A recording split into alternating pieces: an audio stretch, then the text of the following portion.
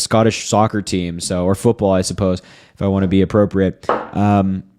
No, I don't think that you voted here in the United States, buddy. Don't think you voted here in the United States. Anyway, listen, type MAGA if you want to come up, or just request up in the box. I'll get you up here and we'll have a conversation. Does it sound good to you?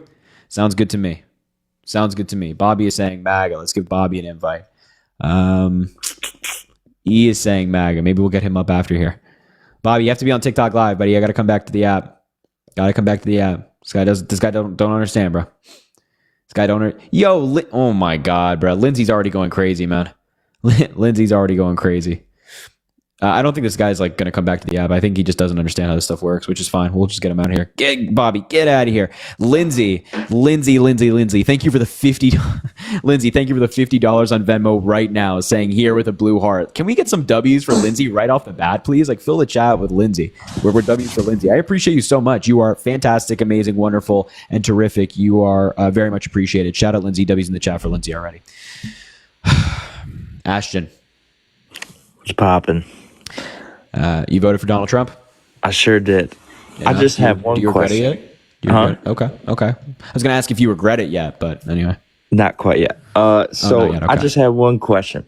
Sure. So the other day, Kamala was doing whatever community service, correct? Yeah. So how come when Mr. Trump was doing McDonald's, you didn't have that same reaction? You called him... Are you serious? 100%. Are you being serious, dude? 100%. So him doing like a campaign stop at McDonald's is not the same as Kamala Harris dedicating her time to working at like a food distribution center for homeless people. How's it not? Because one's a campaign stop and one's community service. They're both like, community service, though. No, I don't think that working at McDonald's is community service. That's like working a job. And especially when you're like doing that as a campaign stop, which it was. Like the McDonald's was shut down. It was staged. Like the people that came up to the window. It was. The people that came up to the window, like they practiced doing that beforehand. No, they didn't, dude. No, they didn't. They did. You can just look this up, buddy. Secret Service. So... Yeah, wait, I'm sorry. You think that like Donald Trump was just like, do you really like in your mind think that the former president of the United States and the Republican nominee for president at the time was just like working a regular shift at McDonald's and the Secret Service didn't scope out every single car that was coming to the window? Or no? No, it was probably a, you know what? Let's go to McDonald's to offset Kamala saying that she worked there. And Secret Service probably went to that McDonald's. I was like, let's do this. And yeah, I'm sorry. This is just like this. This is just like the stupidest thing I've ever heard. This was obviously very staged. Like we had reporters on the ground there as well who were talking about how they were like witnessing the Secret Service practice ahead of time. The cars coming up, and again, like just to be clear, a campaign stop where he's pretending to work at McDonald's is not the same as like giving food to homeless people. Clearly didn't pretend. It was pretend. That's the entire. It was a campaign stunt. The McDonald's they had a flyer on the window like the day before, and the weeks actually leading up to it that they were going to be shut that day, and they were. This the McDonald's wasn't just like open to the public, but it was though. It was not. It was, as in those people that went through that drive-through were random people that probably had to. They were not random go people. Through some screening. These were people that were planned ahead of time. They probably signed up, then went through some screening. There was not... Meaning that they were not random people.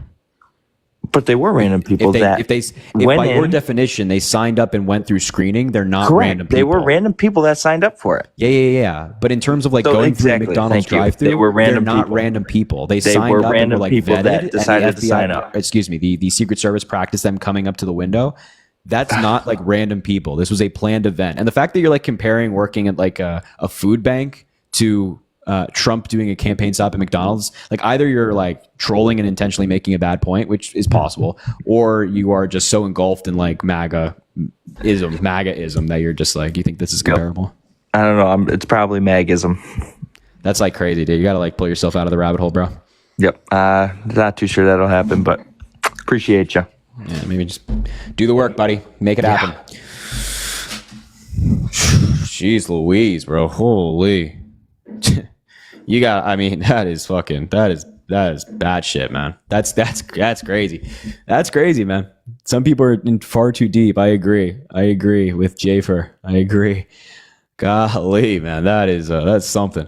Molly, thanks for the $4. We should have made a bet that if Michigan won, we could finally go on a date. Molly, I'm so sorry. I know you were rooting for Ohio. I'm so sorry, but I'm very happy that Ohio State lost today.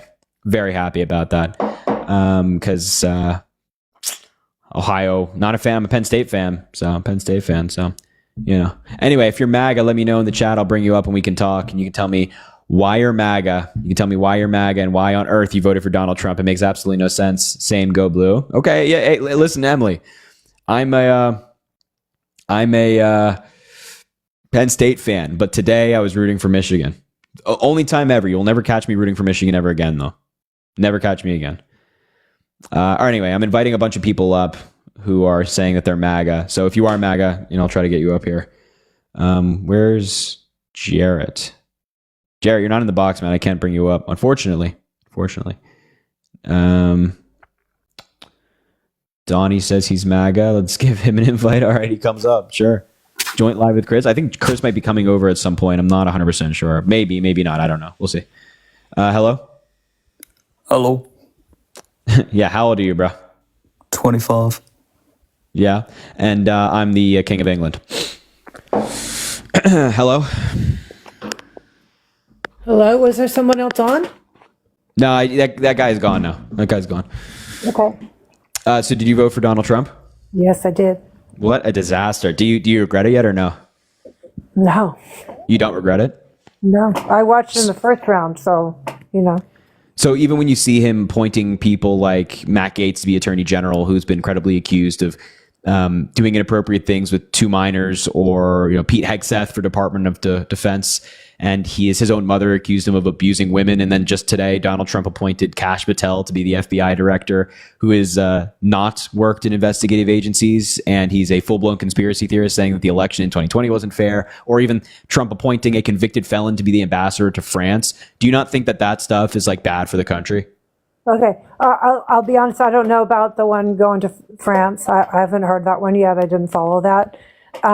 Yeah, I think Matt Gaetz was a bad choice, but I've also seen him question somebody. I've seen him do that, and he's pretty good at that. I am in law school, and I understand. I'm old. I get it. I'm old to be in law school, but hey, it's No, you can go to law school anytime you want. Yeah, I know that. That's why I'm there. But, There you go. But I do believe, there's a difference between an accusation and a conviction. So, just to make that out there, Matt Gaetz is not going to be approved. It doesn't matter. Well, he's already dropped out. What's that? He already dropped out. But the fact that Donald Trump appointed him in the first place is, I think, concerning. No. No. No. I wish he wouldn't. I wish he wouldn't do that. But that wouldn't make me. That wouldn't make me regret my vote. Okay, so just riddle me this: you're in law school, right? Or do you have a specific type of law that you like that you want to go into? Actually, in law school, you don't specialize. You have to. No, I know. I'm in California. We have a pretty difficult bar here, so we have a lot to do. No, I know that. I know that you don't specialize in law school. I'm asking, do you have a specific type of law that you like? Honestly, I'd love to be a defense attorney, but Sure. To be realistic, I own a lot of property, and I have to have some law. I have to have more legal training. I can't even take a tenant to court because I'm an LLC, and I have to hire an attorney, and yet they don't represent my interests. So yeah, I understand, but I'm just saying, as somebody who's studying the law, wouldn't you be in favor of upholding that law and then not voting for people who break the very law that you are studying? Okay, so at the moment, if you're talking about Matt Gaetz. No, I'm talking about just Donald Trump generally. Well, did you follow the so-called felonies that he got in New York? That was a total joke. I didn't follow the so-called felonies. I followed the felony convinctions that he got, 34 of them, yes. Like I said, which are going to be thrown out. Those felonies... Why? Well, because for one, the jury was instructed that they didn't even have to agree on the charge. Come on. Yeah. Come on. No, you're not. You can't be in law school and making that argument. Come on. Listen, I expect that from Can you tell me what the felonies were? Yep, falsifying business records in the first degree, which is a Class E felony in the state of New York. Okay, so he got 34 felonies for Correct. 34 different documents. Basically, actually, it was a non-disclosure agreement, which people do all the time. It's very. It was not for a non-disclosure agreement. It was Like it was, his payments for Stormy Daniels were part of it, but it's not because he signed a non-disclosure agreement with Stormy Daniels. And it's not even because he paid her off. It's because he lied about paying her off on financial documents with the intent to further or conceal another crime. Okay, so again, I'm not. You're talking about the election interference crime. Is that what you're talking about? Yeah, so that was the prosecution's theory. Yeah. Which again, it is really, really, really stretching to act like he only paid her for to cover up for the election. That is ridiculous. No, that's not They even gave him charges for. Okay, go ahead. That's not even like what they were charging him with. That he could like pay her off with the intention of like, preserving his election prospects. That's not the crime. What he did was he lied about it on financial documents. So he lied on the financial documents, which is the falsifying business records, with the intent to further or conceal another crime. The crime that was furthered or concealed was election interference, the federal election interference crime. So that's what it was. Okay, well, and also the jury wasn't instructed that they didn't have to agree. The jury was instructed that of course they have to be unanimous. You can also look up the jury instructions; they're out there.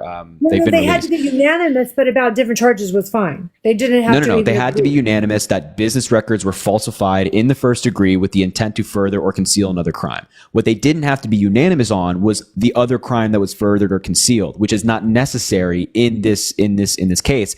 Because all that needs to be proven by the prosecution is that Donald Trump did falsify business records with the intent to further or conceal another crime. So six members of the jury could say, "Oh yeah, okay, we think that he did this, but we think that the crime that was furthered was an SEC law, right?" And the other six could say, "Oh well, we think he did this, but we think the other crime that was furthered was the federal election law." They all agree unanimously that Trump falsified business records in the first degree to further or conceal another crime. They just disagree on what crime was furthered or concealed. So. But that's all that they were informed on. They had to be unanimous that he did break the law. Okay, I'm not familiar, like I said, with New York either, with New York laws, but generally, like an intent crime to conceal another crime, a crime that is to conceal another crime, has to be intentional. You can't be intentional about different things. Like they have to decide, was he intentionally doing it for this reason or that reason? But anyways, well, that's not necessarily true. Like you can commit crimes without intentionally committing a crime. Absolutely, but to intentionally do it, there are intent crimes and there are general intent crimes. There are specific intent crimes and general intent crimes. So a specific intent crime has to be for a specific reason. But anyways, and they proved the intent. Okay, but anyways, you were talking about would I regret my vote for Trump? Yeah. So is that it? Like you have because of a case, you think a case in New York would make me think that Kamala would have been a better president? Like, no, I just think that like if you're studying the law, you want to be a lawyer, you'd probably vote for somebody who also was a prosecutor and upheld the law versus somebody who didn't. It's almost. Go ahead. She wasn't exactly. I mean, her record in California was not really stellar with a lot of families. A lot of people felt like she specifically, I mean, she went after people for truancy, which is absolutely ridiculous. She kept people in jail longer than she needed to. She tried to cover up evidence when people should have been out. I'm saying the word. Oh, okay. I mean, I've actually heard people say, well, her job was to prosecute. So it's her job to get a conviction, period. And if you have evidence that somebody should be let out, that you still aren't supposed to deal with that because your job is to get a conviction. But anyways, I don't really care if she's a prosecutor. I don't want her for president. I didn't want her for president. So all of what you just said is just like not true. So I would say that, yeah, the Kamala Harris's office as a whole was probably too hard on truancy. Like I don't disagree there. Although like, did she throw people in jail for truancy for long periods of time? No, that's not true. They were a little hard on truancy. No, they were hard on truancy, but nobody was spending like a year in jail for truancy. No. But did somebody spend Anytime in jail for truancy, yes. I actually don't. I don't know. I think maybe there were some people who went to jail for truancy, but was it widespread? I mean, maybe no, she's obviously all lying not. to the person I saw interviewed. I don't know. It was an interview talking about her being in truancy. Her being in jail for truancy while her child was. Yeah. So I don't. hospitalized I'm not again. disagreeing with you. I'm not disagreeing with I you mean, that there I'm a were retired certain. teacher. I'm a retired teacher, so the I whole understand truancy that. thing pisses I me off. understand that. I really could care less. I mean, I think that's not a thing to go after. But again, you're talking about who would be a better president. So, I mean, if you want to talk about, Yeah, I mean, I'm happy to, but just 1 second. The point on Kamala Harris's record is just not true. So there were very, very, very, very, very, very, very, very, very, very, very, very few people who had any accountability when it comes to truancy like that. But do I think that those people should have been in jail or like anything should have happened to them? No, but that's just one thing. When it comes to like keeping people in jail longer than they had to, that's not true. Kamala Harris did not fight for that. There were people in her office that argued that releasing people early would hinder their ability to like fight wildfires in California. And as soon as Kamala Harris learned of that their office stopped making that argument. They never made that argument in court again. That was done without the knowledge of Kamala Harris at the time. And she didn't stop evidence from coming out about anybody. Matter of fact, the person in question that Republicans like to bring up, there was a whole conversation of, well, maybe they didn't do the crime. Maybe their DNA can disprove something. That person is now still sitting in jail because their DNA put them in the scene of the crime. So Kamala Harris didn't do any of that. It is just complete misinformation spread by Donald Trump. And my point to you is just simply that if you have somebody who so flagrantly breaks the law, like Donald Trump, but you're also a law student, it's just contradictory. This is something that you're spending a lot of time studying and reading and giving and dedicating your time to. So why on earth would you then turn around and vote for somebody who's breaking the law? That just doesn't make any sense to me. It's like a medical student voting for like a... It's like somebody in a hospital who's dedicated their life to medicine wanting to put an anti-vaxxer at the top of that hospital that they're running. It makes no sense. Oh, okay, well, that's a whole nother issue. An anti-vaxxer, we kind of have there's a lot of difference between an anti-vaxxer and anti-C19 vaxxer. Those are totally different issues. I mean, anybody who doesn't know that. No, those are like the same thing. You think the C19 vaccine was exactly the same as other vaccines that we've had in the past? Yeah, I mean, in terms of efficacy, it was incredibly effective. It got the job done. You have evidence that it was effective? Because I know a lot of people. Yeah, it who was are effective. vaccinated Also, we got COVID mRNA a technology has lot. been used for a long time. So Actually, no. But you can tell me. Yes. You're telling me the people who were vaccinated did not get COVID? no, that's not the kidding me? point of the COVID-19 vaccine. The main point of the COVID-19 vaccine is to stop people from dying and going to the hospital, and it did That's what they overwhelmingly. said after they realized it doesn't work at all. But whatever. So After they realized, I don't. That's just not true. So like there are plenty of studies. There are studies, tens of thousands, hundreds of thousands of studies with thousands of participants showing that the COVID vaccine is effective. And at different points in the pandemic, How do people they show with it's the effective? vaccine. What was how did that? they show it's effective? Because at points in the pandemic, the unvaccinated were dying at an 11 times higher rate than the vaccinated people. And they were going to the okay. hospital around a 23 times higher rate than vaccinated people. Where's this? Because I've never seen this. Like, I'd like to see this evidence. I just Just know go to that- the CDC. There's a bunch of peer-reviewed studies on this. Okay, okay. So what's with this? I don't. You're totally backwards. Like you're Let me supporting know. anti-science Let me know. measures, and you support Let Donald me Trump know, who breaks the but law. you Yet you're see, in law the school. It just makes no sense.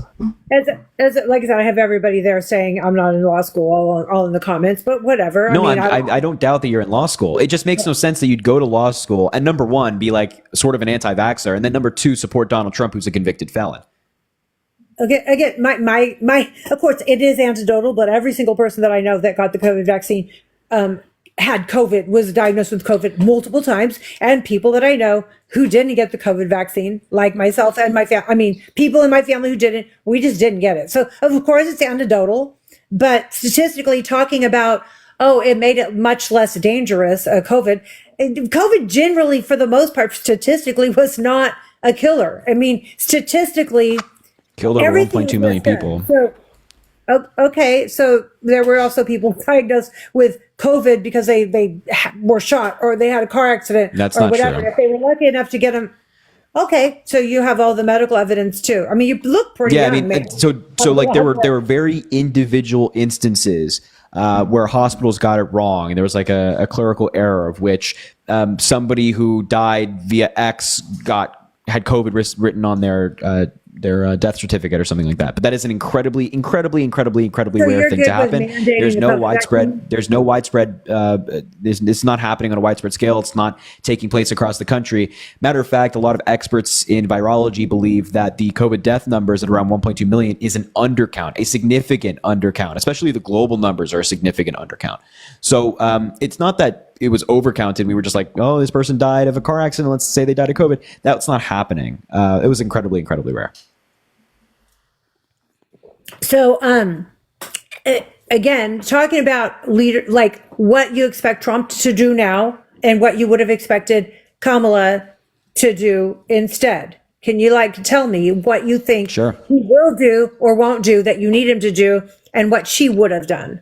Yeah, sure. So I think that first and foremost, Kamala Harris would have been appointing way more competent people to be in her administration, not just like her buddies or people that have given her money or her advisors. Or she would been putting like really bright minds in these important positions. Whereas Donald Trump is just throwing in loyalists right now to really important agencies, as I mentioned, like the FBI. That is insane that he picked Kash Patel. And then I think on policy, Kamala Harris's first 100 days would have looked vastly different than Donald Trump's. She would have probably tried to pass a housing policy, a housing bill that, builds 3 million new houses, gives people a $25,000 first-time home buyer credit. What do you think that does to the prices, by the way? Nothing. I do own, I saw people thinking I'm a realtor. I'm not a realtor. I own a lot of property, a lot of houses. They're low income. I rent them for low income, but I own 22 houses and a mobile home park and a commercial building. So and mine can't be sold separately. They're all like connected, like the same parcels and stuff. But what do you think? Again, I have a few that are privately owned. If everybody gets $25,000 for the first time, what's that? It's not everybody. It would specifically be to lower income folks who have paid their rent on time for 2 years straight. And it's also just first time home buyers. So if you're buying a second home, it doesn't apply to you. So it's not actually going out to that many people. That changes the price? No, why would it? Why would it? Okay. So housing, you think there'd be, I don't know how building more, but, well, let me ask you this way. So you have a bunch of properties, I right? see everybody in the comments acting like I'm lying. I am 62 years old. I've had a little bit of time. No, I'm not talking about you. I'm kind of cracking up because they're not believing anything. But when you get a little older, you've done a few more things. You just don't pay attention to the comments. Just don't pay attention to the comments. So you would know. So when you have you have a bunch of properties, over 20 properties, right? So you would know that when there's more supply in an area, you can charge less, right? Because there's competition. Would you agree with that? If there's more supply, yes, of course. So exactly. So that's Kamala Harris's plan, that building 3 million new housing units by working with developers and giving them a tax incentive to do that will build houses in areas that need them most, like major metropolitan areas, cities, and suburban areas, and increase the supply, thus reducing the price for your average rent, your average sale price, things of that nature. That was her plan. And also giving that first-time home buyer assistance to folks, as I mentioned, low-income folks who have paid their rent on time for 2 years straight.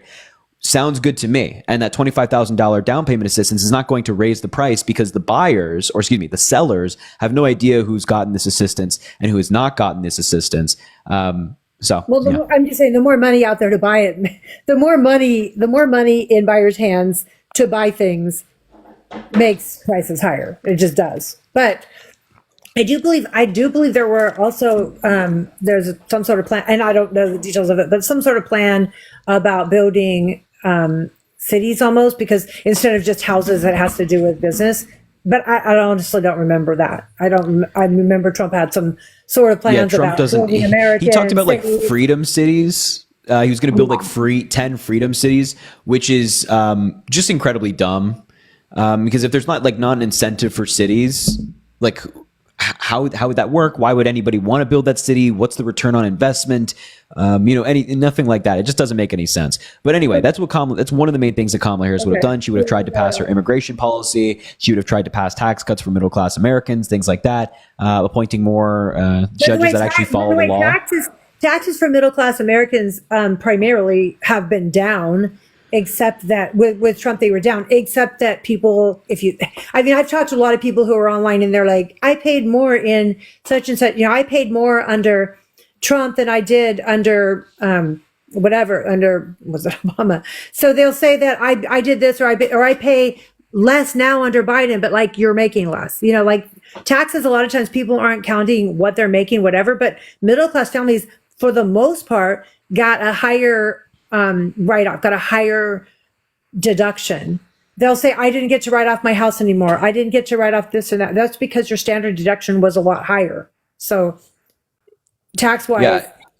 I don't really know what point you're making, but like if Kamala Harris got into office, she was trying to give 100 million Americans, primarily in the middle class, a tax cut. So folks who are, not millionaires, not billionaires, that was her focus. And anybody making like $400,000 or less, joint households, things like that, that's who she was trying to mainly help. Whereas Donald Trump is saying that he wants to give a wealthy billionaires like Elon Musk a big tax cut, so they can buy another beach house somewhere, which doesn't make much sense. Wait, are you talking about corporate tax or are you talking about individual tax? Both. Income tax and corporate. Corporate taxes, again, I know the big point of contention. Everybody wants to raise corporate tax. But generally, like people's little pensions, teachers and garbage men and policemen and all kinds of people with pensions are basically based on corporations, right? On corporate income, anything publicly traded. So when you're taxing them higher, you're just taxing like regular people. You could, if you want to tax the CEOs, you want to tax the big executives, if you want to tax the people on their stocks, like on their returns, that's fine. But taxing a corporation plain, I know it's a legal person, but it's not really a person. If you lower corporate taxes, you can lower taxes, you can lower prices, you can get more business. Corporate taxes are like, it's really not a positive thing. So the corporate tax rate under Obama was like 35%. Then Trump dropped it down to 21. And under Obama, the economy was booming and like people still had their pensions. So this is just like, I like to call it like corporate propaganda that these big businesses push because they want to keep more of their money. They want to have more stock buybacks. They want to give their CEOs a higher salary. But there's no evidence to suggest that like raising corporate tax rates is going to hurt like a police officer's pension. People have completely lost their pensions. There are cities that have completely lost their pensions for their public employees.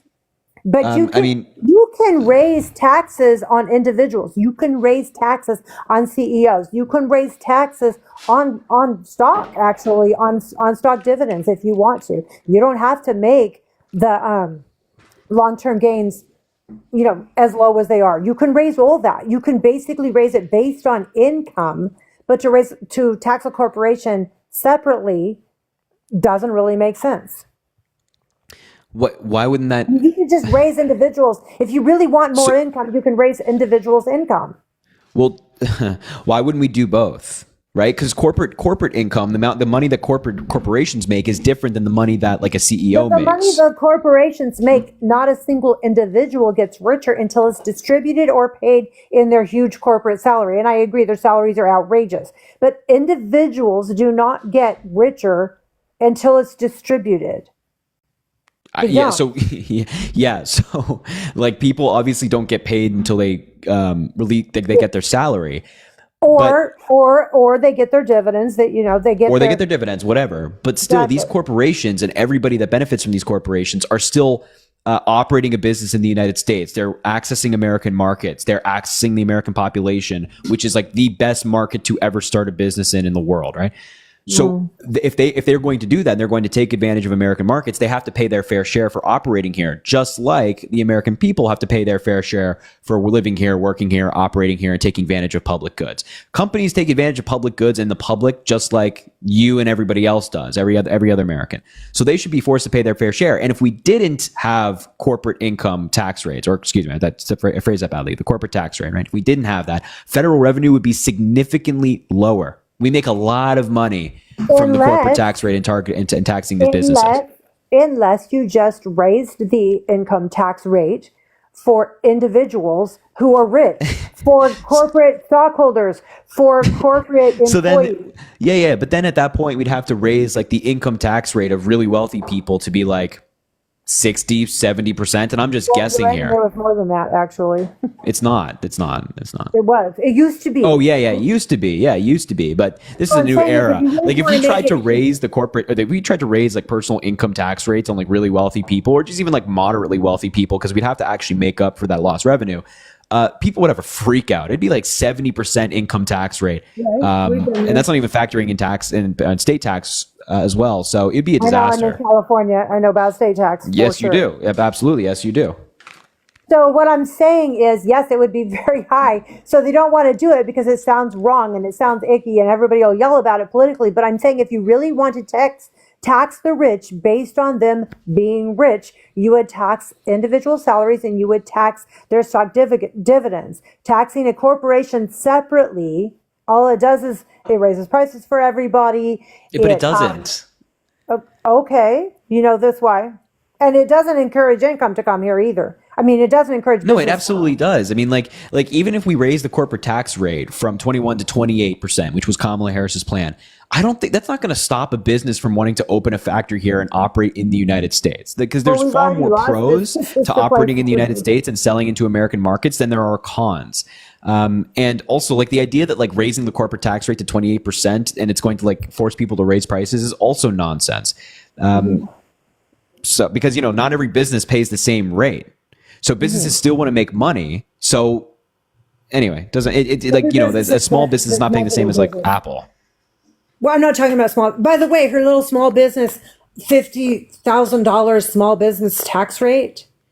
That was going to be a nothing. Like only people who started a business that year, and if they basically, their first 50,000 income, they could have written off. So people started thinking they're going to get $50,000 to start their business, but they're not. They're going to get, if they happen to make a profit their first year, which very few businesses do, then they would get to not be taxed on that first 50,000.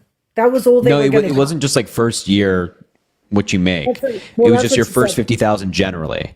No. What I heard in our debate was for people who start a business, their first $50,000 will be tax free.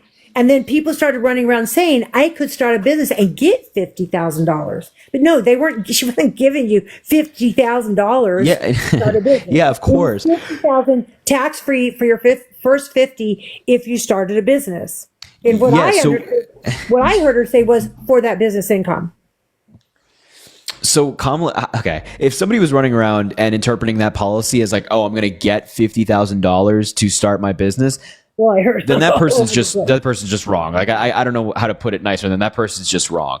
What Kamala Harris was saying is that your first 50,000 if you start a small business, will be tax free. That's all. It's not that we're going to give you 50,000. And again, if somebody interpreted it as we're going to give you 50,000, then I'm sorry. That's just like, you didn't hear anyone interpreting that? Because I have not heard anybody interpreting it that way. I heard people saying that's why they voted. I heard people saying that's why they voted for her. In fact, like that's why, because they wanted to start a business and give 50,000. So, okay. I'm just going on what I heard a lot of people say. Sure. But I'm just telling you, it's not it.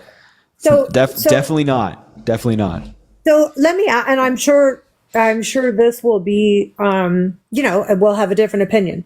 But when we're dealing with foreign policy, when we're dealing with foreign leaders, do you really want Kamala there? Like, do you feel confident that Kamala's there? Or do you feel confident that Trump's there? I mean, I know they say they hated him, but the truth is they don't really mess with us much when Trump was there because maybe he's a little bit unhinged and maybe they don't know what he's going to do. But people seem to show respect for us when Trump was there. And I don't see that happening from Kamala. I mean, I heard her explaining that Russia is a big country and Ukraine is a small country. So did you not? I mean, all that kind of stuff. You didn't hear that stuff? Yeah, no, I would have absolutely wanted Kamala Harris to be in charge of foreign policy over Donald Trump. And it's not even close, even a little bit. And this idea that like countries didn't mess with us when Donald Trump is in office, I think just shows some ignorance here, because we got attacked by Iran under Donald Trump. More American soldiers died abroad under Donald Trump than they did under Joe Biden. We had beef with China. We got into a trade war with China, leading to like hundreds of billions of dollars in extra tax for the American people, and a trade war that hurt our farmers. China wasn't really bothered by that. They turned to other countries and signed a new trade deal. Russia, Donald Trump just kind of took the side of Russia. I mean, look, it's like the idea that Trump was somehow hard on these countries is not founded in any fact. I mean, have you seen it's a anything typical from it's a China? typical case of like falling for the con man. The con man makes you think that, oh, he's so strong, he's so big, he can take on any of these countries, but in practice and by fact, he's not any of these things. And unfortunately, you fell for it. Whereas Kamala Harris is incredibly qualified, incredibly competent. She has worked in foreign policy before, as has Joe Biden, as has Tim Walz, of course. Wait, did you just say Joe Biden as another competent individual? Yeah, Joe Biden is a foreign policy expert. No, but you do know that they found him not competent to stand trial. That's he was too old. Okay. See, this is when you say stuff like this, it like I don't understand how you can be in law school and say something like that. They did not find that he was. What year in law school are you in? I'm first year about finished. First year about finished. Okay, so maybe I shouldn't ask that question, but because I was going to ask you, how is somebody declared unfit to stand trial? And it's certainly not through a report. So what actually happened was. You're right. Go ahead. You're right, but basically the thought was he's too old and out of it. I mean, do you literally think he was competent, like to be doing his job right now? Yeah. I know 100% I do. You do. Yeah, absolutely. Wow. But just quickly, they didn't find that he was too old to stand trial or too incompetent. What the special counsel Robert Hur said was that Biden at trial would present himself as a well-meaning elderly man with a fuzzy memory. Now, the fuzzy memory comment had nothing to do with his age or cognitive ability. The fuzzy memory comment was the fact that a lot of the allegations in question and the events in question took place 5, 10, 15 years ago. And anybody would obviously have a hard time recalling something that took place like 9 years ago to the day, right? And since that there was no clear evidence that Joe Biden like intentionally withheld classified documents, there was no point in bringing charges. So it wasn't because he was old. That had nothing to do with it. He was perfectly fine to stand trial if they found something that he did was wrong. So that's just not true. Okay. Anyways, I mean, I've seen some stuff lining up, sort of like I've seen some stuff internationally. Seems like it's kind of going in a good direction. No. Like in the Middle East. And I'm not going to say that's because of Biden. Really? You don't think so? Wait, hold on. Listen, I think there have been some positive developments in the Middle East, like a ceasefire deal between Israel and Hezbollah, which was negotiated by the Biden administration. But in terms of like any positive developments because of Donald Trump, I have not seen any positive developments because of Trump. I've seen positive developments because of Biden. You don't think that it changed the dynamics that Trump is elected and that Trump's rolling in? Oh, no. I totally think it changed the dynamic of things. But did it change it for the better? No. Not at all. Well, like if things seem better now, like I said, when I look, the Middle East seems to be lining up. It seems to be doing better. The Middle East. And again. No, the Middle East is not doing better because of Trump, right? As I mentioned, the ceasefire deal between Israel and Hezbollah was negotiated by the Biden administration along with France. They negotiated this deal and got it done. Huge win, fantastic. But in terms of like, will the war between Hamas and Israel end because of Donald Trump, and is that war moving in a positive direction because of Donald Trump? No. There's been no positive developments as a result of that because of Biden. Okay. I mean, at least between like Israel and Hezbollah, yes, that has moved in definitely a positive direction because of the Biden administration. And when it comes to Ukraine and Russia, that is yet to be seen. I think that I'm a little concerned. I'm concerned right now that it seems like they're firing off missiles now that they weren't. Our missiles are being fired off that weren't, and I'm concerned about that. It's like get your last shots in.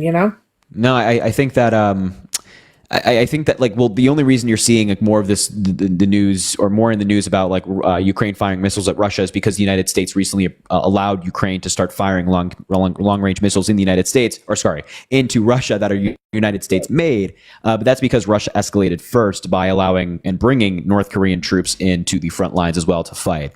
So this is just the United States responding to Russia. And I think that if Russia escalates, especially when it comes to an ally like Ukraine, the United States should respond. We shouldn't just sit there and let Russia bully us and then bully our allies. Well, I mean, like I said, I agree. I think that whole thing's way out of control. I don't think that either side is like, I don't think that we have a clue what's happening over there as far as how it started and what it started, everything else. I'm not saying Putin isn't like horrible and didn't do horrible things, but that whole situation over there is not what, I don't believe it is what Americans think. And I mean, I just have I have a lot of friends in Russia and Ukraine. And of course, not much communicating these days, especially the ones from Russia, because they're not really, able to kind of say much online. But I have I have people there fighting on both sides, friends of mine. Because you have friends that are fighting in the Russian military? Yes, I do, because they're young. They're a young age. Why do you know people that are fighting in the Russian military?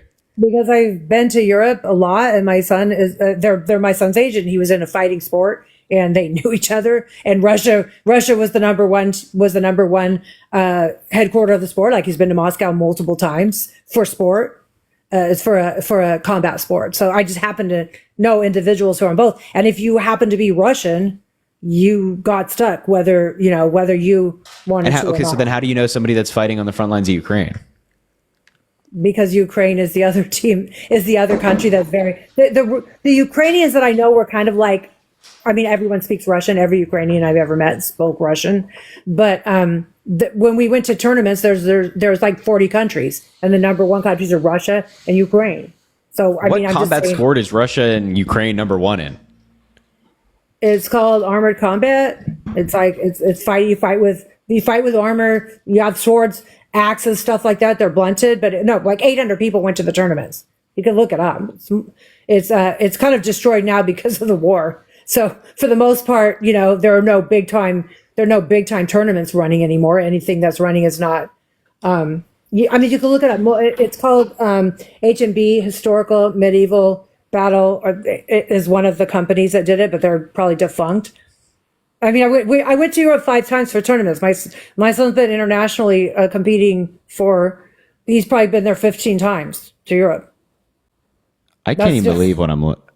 Is it like it's like group? Like, are there a bunch of people with spears and stuff? You can fight 1-on-1. You can fight 5 versus 5 is the most popular event. You can fight 30 versus 30 is last man standing. Like if as far as on your team, they're calling it LARPing. No, it's hardcore. It's like you can't have a tournament without at least like 4 ambulance teams sitting there waiting, because it's a really graphic sport, but it's cool. I mean, you meet people from all over the world. Hey, I gotta go. I got a call. I'll be watching. Oh, yeah, no problem.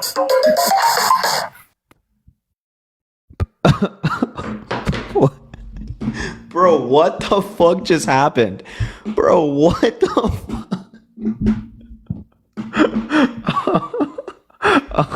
What was, bro? What was that? Bro, why was that her ringtone?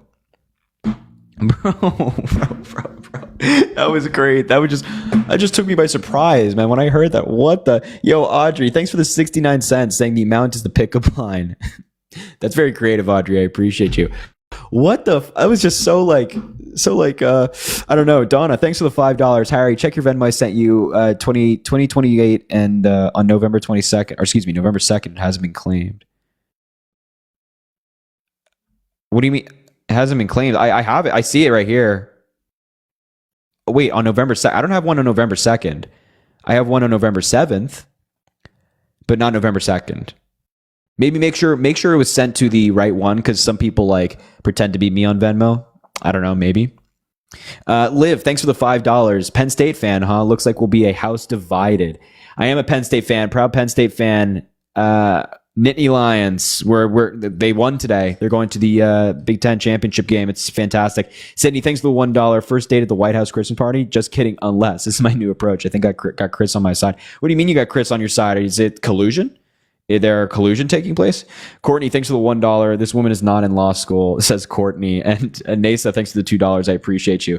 Put us onto your Spotify or a playlist of yours. I do have Spotify. A bunch of people from TikTok have actually followed me on Spotify. I've never given out the name. People just found it, and it's not hard to find. You know what I'm saying? It's not like a random username. Anyway, Venmo, Cash App, link in the bio if you want to support the live. Also drop a follow. Oh, this guy just left. Also drop a follow if you haven't already. We do these lives all the time.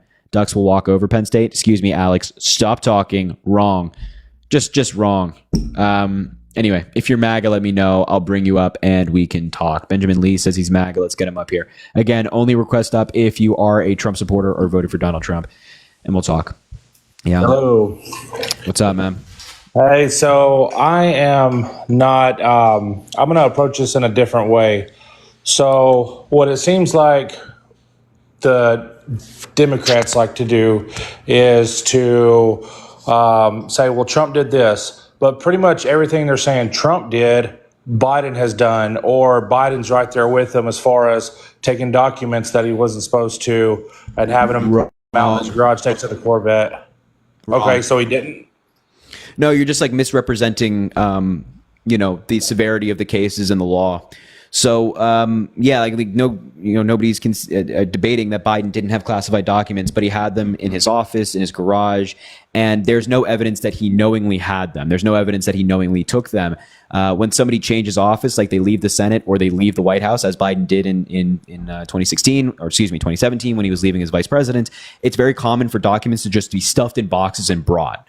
And that's what likely happened. A bunch of people were just packing things up because they have like a strict, like, you got to get out date and time. And so they just packed stuff in boxes, brought them home. And none of those boxes had been opened. There's no evidence that Biden knew that the classified documents were there. That was the conclusion of the special counsel, Robert Hur, who was appointed. And when Biden did discover these documents, at first he had his lawyers go through his office, go through his houses. He gave the FBI the ability, without having to seek a search warrant, to go search his houses and claim any classified documents that they needed to. And he handed them over willingly. And of course, Mike Pence as well, Donald Trump's former vice president, also had classified documents in his house, which he handed over. It was investigated. There was no wrongdoing found because neither Biden or Mike Pence had the intention to steal classified documents. Neither of them willfully withheld them and took them from a place where they shouldn't have. Whereas Donald Trump very knowingly took the documents. He's on audio acknowledging that he had classified documents when he wasn't allowed to. And we have plenty of evidence that, he moved documents when the FBI was trying to come get them at Mar-a-Lago and then hid them from the FBI. He signed a sworn statement, or his lawyers did on his behalf, saying that he gave all the classified documents over, even though he knew that to not be true. And the list goes on. So it's just two totally different cases.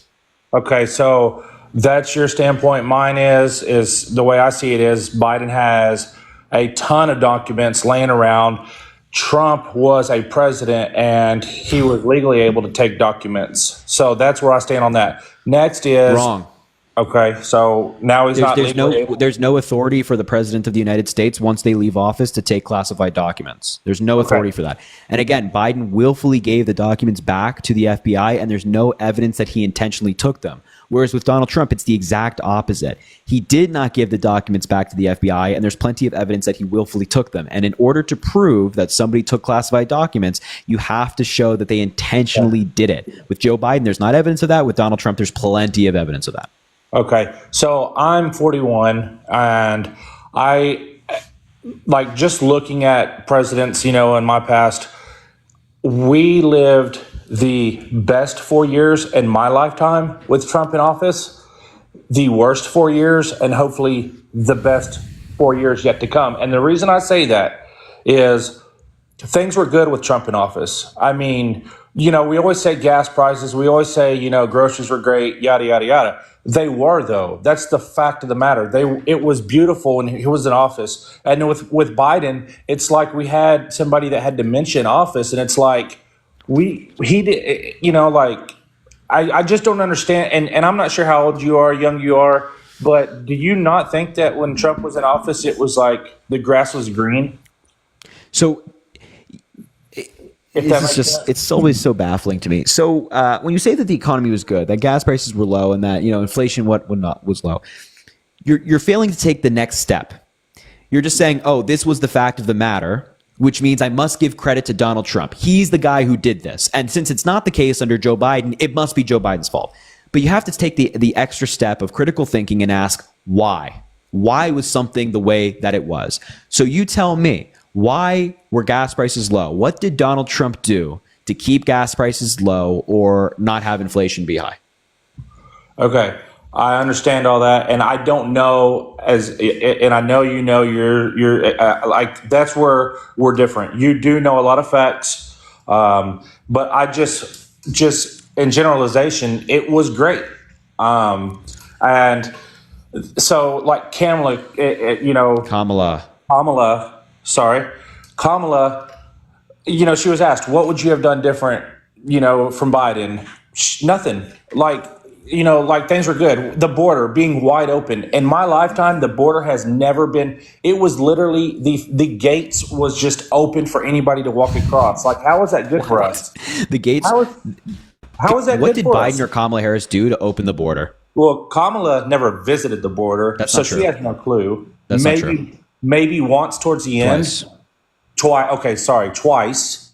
But it's like all these extra people here. Like, what? Like, do you feel safe that we just open the border and let all these granted, there's a few good people in there. Just bring it back a second. First and foremost, if you're engaging in a correlation causation fallacy, you're saying that because gas prices were low under Donald Trump, it must be because of Donald Trump. And if we elect him again, the gas prices are going to be low again. That's not true. Donald Trump didn't do anything to keep your grocery prices low, and he didn't do anything to keep your gas prices low. Donald Trump didn't make the economy better. He didn't do anything to make the economy better. Donald Trump had the benefit, the privilege of inheriting a really strong economy from Barack Obama. Then he took credit for that economy and made folks like yourself, who are traditionally Republican, believe that somehow magically Donald Trump is the reason why. And then a major global pandemic happens, and we understand that there are going to be economic consequences. We know that inflation is a lagging indicator. We have economists in 2020 who are writing that there's going to be high rates of inflation. This was even before Biden took office. Then Biden gets into office. He has to clean up the mess that Donald Trump left him, which is not entirely his fault because COVID happened. And then you want to blame him for that. Inflation was a global thing. Inflation spiked in developed economies all around the world at around the same time as it did in the United States. This was not just something that happened here. This was something that happened everywhere, clearly showing that it's not just a Joe Biden problem or an America problem. It's a global problem as a result of a global pandemic that shut down trade routes, shut down supply chains, made our supply chains in the United States backed up. We couldn't get products into the United States, not only because there was shipping backups, but because of the pandemic as well. So it was just very difficult. So to blame Joe Biden for high prices and to say that Donald Trump is somehow going to come and lower these prices is nonsense. I have a very horrible thing to break to you. Some terrible news I have to break to you. Your prices are not going to get lower.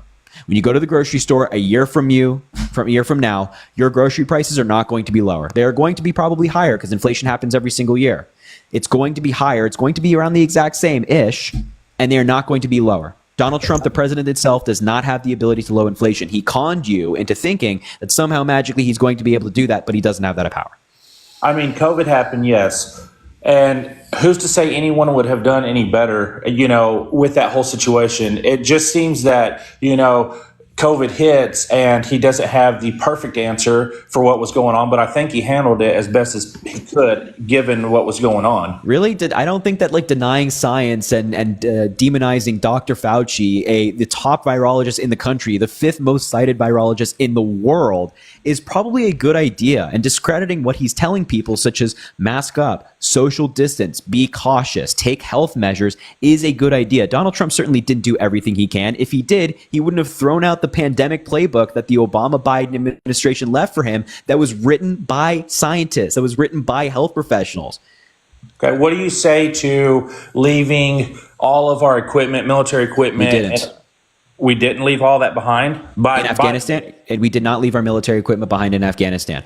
What was left behind in Afghanistan was Afghanistan-owned equipment that was owned by the Afghanistan government and the army at the time. We took all American equipment back with us or destroyed it on site. This was testified to by the chairman of the Joint Chiefs of Staff, Mark Milley, who was appointed by Donald Trump. This was also included by the Pentagon and the Department of Defense in their report on Afghanistan. It was also confirmed by the Inspector General of the United States, who wrote an entire report on our time in Afghanistan from start to finish, including the exit. That is a common myth from the Republicans that we left like $80 billion of equipment left behind. No, we did not do that. Okay. And then the $750 check that we wanted to give to, so that's not right either. No, it's not. So you're talking about like disaster assistance, right? Yes. Yeah. So the $750 is the legal limit. That is the legal maximum that can be sent for immediate emergency assistance. And that $750 is only for immediate needs, such as water, food, fuel if you need to travel, shelter, and things like that. That is not long-term assistance. So we shouldn't have an executive order, bypassing that quote unquote law, but we can send billions and billions over to people that like we're not taking care of it. But you laugh, but we have no, but that's not how the government works. That's not how the government works. You can't sign an executive order and override a law. If they want to change the law to make the $750 a higher legal limit, then they have to go through Congress. And Republicans have consistently declined to fund FEMA. A lot of Republicans in Florida whose districts were hit by the hurricane voted against additional FEMA funding. President Biden was begging MGT. Speaker Mike Johnson to, what was that? MGT. Oh, yeah. Marjorie Taylor Greene, Anna Paulina Luna, Matt Gaetz. Joe Biden was begging Speaker Mike Johnson to bring the House back into session so they could approve more FEMA funding. He said no. And also, the funding for Ukraine and the funding for hurricane relief and FEMA are two totally different things. It is. I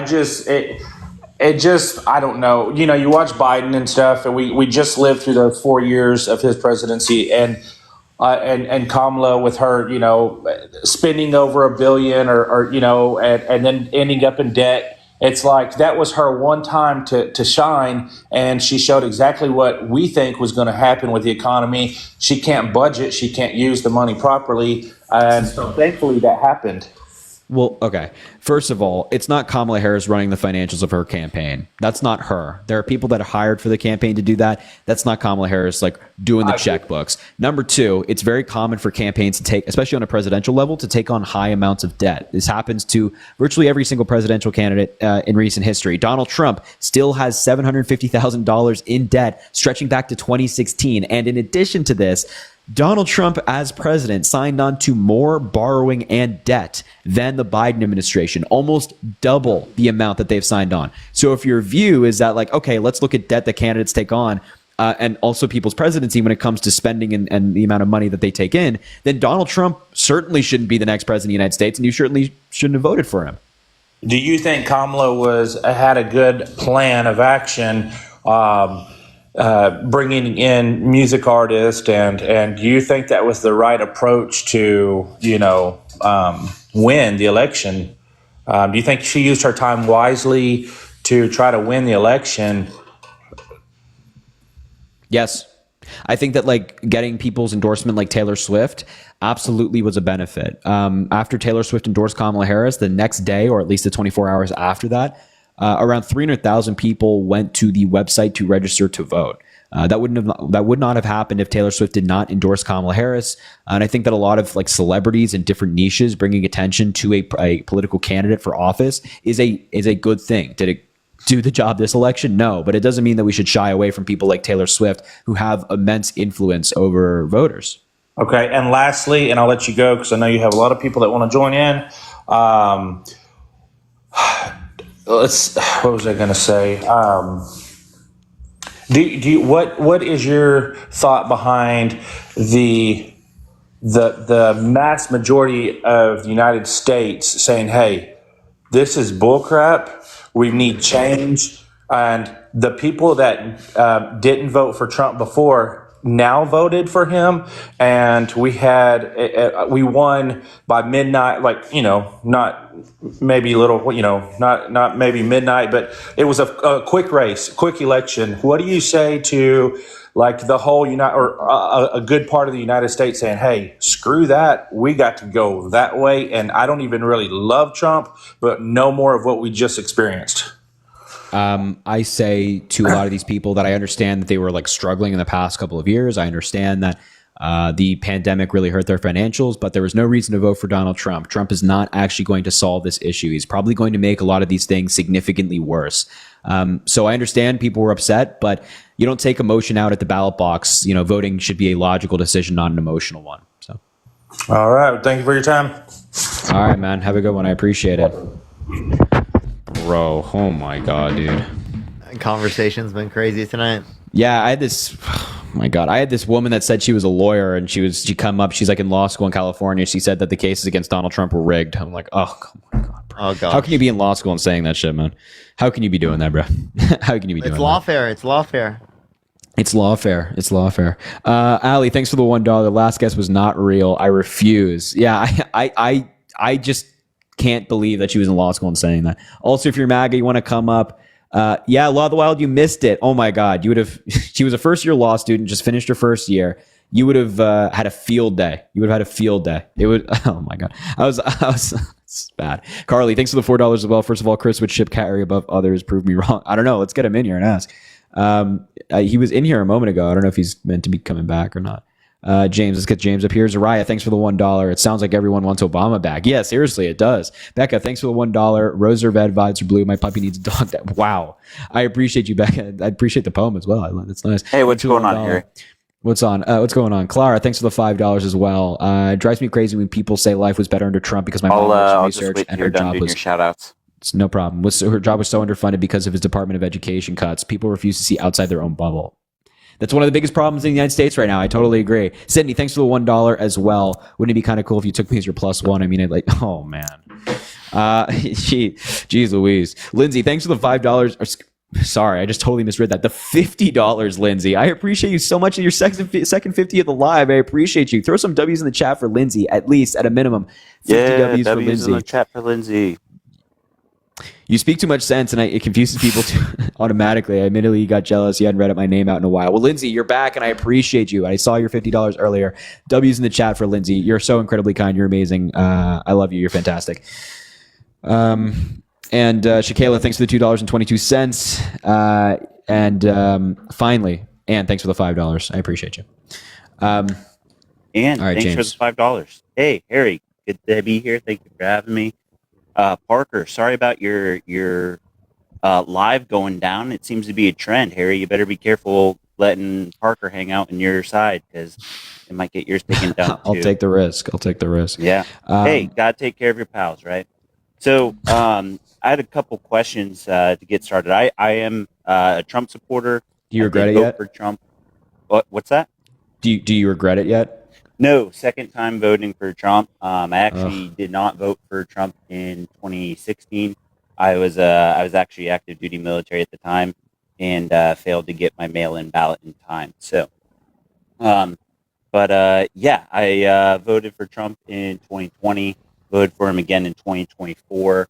Was in attendance at the Madison Square Garden rally, and I gotta say the energy surrounding this campaign and now this president-elect, it's unlike anything other I've experienced. I grew up in a swing state, formerly a swing state of Ohio, and I can remember when George W. was running for re-election in 2004 and having attended a rally then. And pales completely in comparison to the support surrounding Trump today. Yep. But to really get more into it, sorry, you're chuckling. Did you have a thought or something? No, I just, you said that you were at the Madison Square Garden rally. How can you go to that rally, watch people make racist jokes and misogynistic jokes about Hillary Clinton and Kamala Harris, or saying, people of color eat watermelon, or that Puerto Rico is garbage? How can you go to a rally like that and then be like, yeah, I'm going to vote for Donald Trump, when he's knowingly having these people speak on his behalf in front of tens of thousands of people in the stadium, and of course many watching at home? Sure. Great point. There were some personalities that were there that provided some off-color commentary and jokes that are offensive. There's no debating that they're offensive.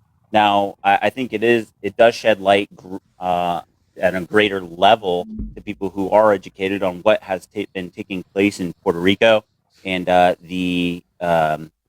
the trash collection and their trash, their dumps that are beyond full. It's actually been a crisis amongst Puerto Ricans for some time.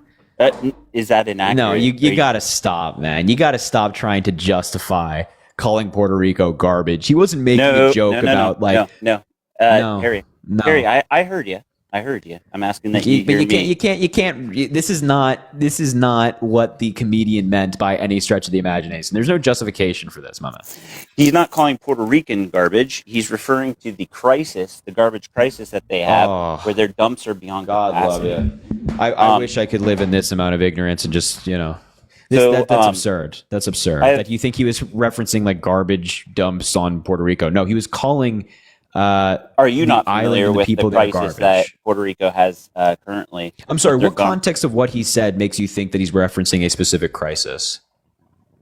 You don't believe that there's a crisis going on with Puerto Ricans in their garbage dumps? No, that's not what I asked. That's not what I asked. What context did that comedian use that made you think that he was speaking about a specific crisis? Especially because after the fact, he talked about how it was just a joke on Twitter. I talked to you before, James? No, Parker. We've never spoken before. This is the first time I've ever attempted going live. I've requested. I was like, I've heard this point before. It's like a really weird point that he's making. No, Yeah, it's certainly tongue in cheek. No, and I don't mean to cut you off either, Harry. I know Parker has a more difficult time with that. I have witnessed on his live that he tends to get a bit more mute happy with his guests. So I appreciate us having a more dialogue. I'll mute you if I have to. Don't get it twisted, buddy. No, not twisted at all. I was actually paying you a compliment and an appreciation that you're less. Well, you were also like backhanding Parker while doing it. So compliment. I don't know about that, but.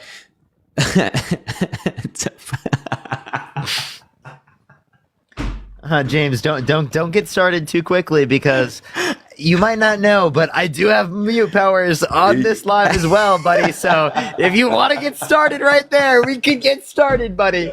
We can get very started. And trust me, I love this option when it comes to people like you because you're fucking insane. You're a MAGA lunatic, and it's really useful because whenever I get you on a point, you're really not gonna want to let me make that point. But that one was just for fun. Now I send you a little invite there, buddy. Unmute real quick. Good boy. Oh man. Hey, appreciate it, Parker. Thanks for having me back. So, yeah. Thank you, oh, Kat. hey, Oh, thanks Kat, for we're the gonna see you, man. lion. I appreciate you, buddy. Thanks for the kitten. That's adorable. What are you doing, bro? I'm trying to shoot your followers some appreciation. I love the platform here. No, for sure. No, reason I support Trump. So I've been in the military since 2011. I saw the military culture and under the presidency of Obama. I actually entered in March of 2011, right as the repeal of Don't Ask, Don't Tell took place. I was in favor of that. I actually believe that too many service members were cast aside and had their careers and livelihoods altered because of systems like Don't Ask, Don't Tell being in place. That was something that was encouraging, and I was optimistic for my time in the service. And as a hospital corpsman, a medic, I got to see what my role could be in being able to take care of other service members in a medical capacity. But that altered over time. So there tended to be a cultural shift in the military under Trump that was a better culture, one that was more based on merit rather than other factors, let's say, DEI's type factors. And then... So you're saying you're against DEI? I am against DEI. I don't believe that. So then here's my question. Do you support the Electoral College? Yeah, I've Parker. I love the input. I love being on Harry's stream here and then getting Parker involved. I've heard your take on the Electoral College, not the Electoral College, but Senate being compared to DEI. Both are DEI. Not really the Electoral College. I wouldn't see how that would relate, considering it's based on... Doesn't every single state get a certain level of electoral votes regardless? No, that's based on population. That's not based on... You don't think there's a certain level of electoral votes? The Senate gets 2 each. So I see how a state like Wyoming having 2 senators versus a state like California or Texas or Florida having 2. That would not be equal representation. The electoral college, I think that's a bit of a stretch. I'm here to listen. I've heard you make that argument in the past. I can like give you an example. Like Yeah, shoot someone in away. Wyoming, because the population is lower, their vote is worth significantly greater, right? Specifically there, and that's because they get a certain amount of electoral votes, and then it's predicated off of population beyond that. They should have less electoral votes given their population if it was only predicated off of population. It is predicated off of population. What are you arguing? It's predicated off of population. There's a certain level. Listen, a threshold. There's a certain level given to every state, regardless of population, and then it's predicated off of population. How many extra electoral votes they get? Okay, so you're what? So California has 50 something, or 80 something, somewhere in that ballpark. Isn't that for diversity, equity, and inclusion of like states that have smaller levels of people? No, that's not based on diversity, equity, inclusion. Which that's it. It is. So factors normally taking place in diversity, equity, inclusion are based on race, gender, sexual orientation. Yeah, you're saying other things it's typically associated with, but we can also say it's associated Electoral College here. is not It's literally in the associated with Constitution. DEI at all. Literally, DEI is established through the Constitution, and like people who are Republicans like have a huge issue with DEI, but they don't have an issue with the Senate or the Electoral College. Actually, they think it's so great because it's the reason why Trump was put in the presidency in 2016. Right? He inaugurated in 2017, but he was nominated. Yeah, he won through a successful electoral college bid, not a popular. Yeah, only vote. through the electoral college. He lost popular vote, but he won on the electoral college. If the electoral college, i.e. DEI, did not exist, he would have lost. Excellent. Popular vote, he lost. That's great. That's a good great. check and so checks you and think balances. that Trump should have lost? That's a good form of checks and balances built into our government system. No, James. Essentially, if you're against DEI, you have to argue Trump should not have won the presidency in 2016. Got it. You have to argue that. I should argue that he should not have won in 2016. You have to argue that. No, I don't. It benefited Really? my elected candidate. Forgive me, I didn't get to get my. It benefit your elected candidate. Correct. I didn't get to submit my ballot. I think you missed that part. So it's not. So, but that's a DEI. So you like DEI when it benefits white men. I'm white. Yeah. I like it when it benefits anyone who selected that candidate. If your candidate won the election, whether it was via electoral college or outright popular vote and electoral college, and it benefited the candidate that you support and that you believe shares the best beliefs and ideologies and policies that support your life and your livelihood. No, because your I ability to have support a your family. backbone. I have a backbone. I have a backbone because, like, for example, I accepted the election results. Right? I think it's worse for this country. I don't like Donald Trump, but I accepted the election results. You have a backbone. So it sounds like you're usually having a backbone or making that argument by is that backbone, you believe I mean like I require evidence. Evidence, or that you believe like in a greater character issue being at stake with Trump, and that you believe that both character and policy are relevant. Character and policy. So character, he's done things wrong in the past, right? He's been shrouded with scandal. Things that are wrong, things that are so excessively bad that you wouldn't want to put a person like this in a position of presidency, as a gym teacher, right? As like a police officer. You wouldn't want them as a babysitter. Someone who's done these things, you would never put them in any trusted position like that. Right. So would you want to run for office yourself, Parker? Or could you see yourself running for office in the future? I'm not like planning on running. No, it's ugly. It takes a lot of it could happen, but I'm not planning on running. How about you, Harry? I don't know. Maybe we'll see. What about Dean? Probably. Maybe. Maybe. Okay. And Trump's been shrouded with all this scandal. He's been shrouded with civil cases against him, that he's been held civilly liable by sexually abusing someone and forcefully penetrating their vagina. I know the phrasing that you like to use, Parker. I've heard that in your arguments. You like to get visual with it, which is great. That's the reality, right? That's what he was held civilly liable for. Now, It's because people, when they hear sexual abuse, they don't know that it's forceful penetration of a woman's vagina against their will for some reason.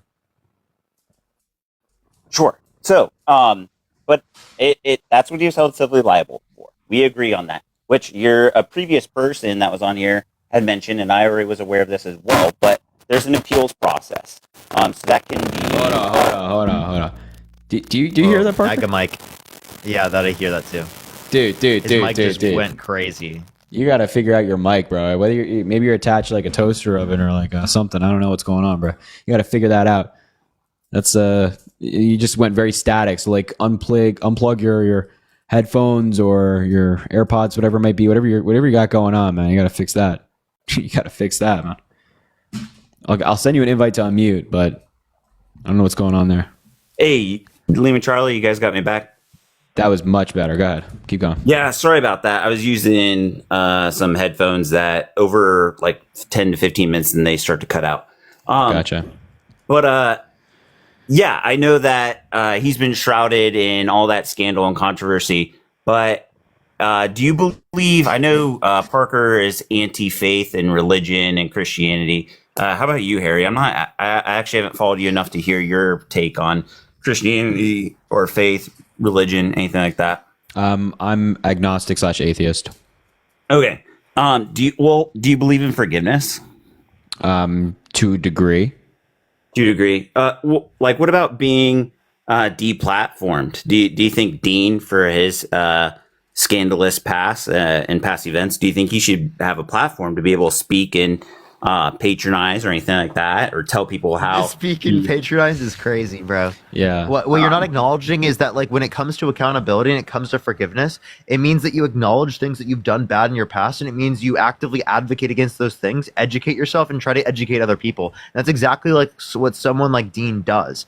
Donald Trump has never done any of those things. I know you're trying to associate this with Donald Trump, but he has never at all done any of those things.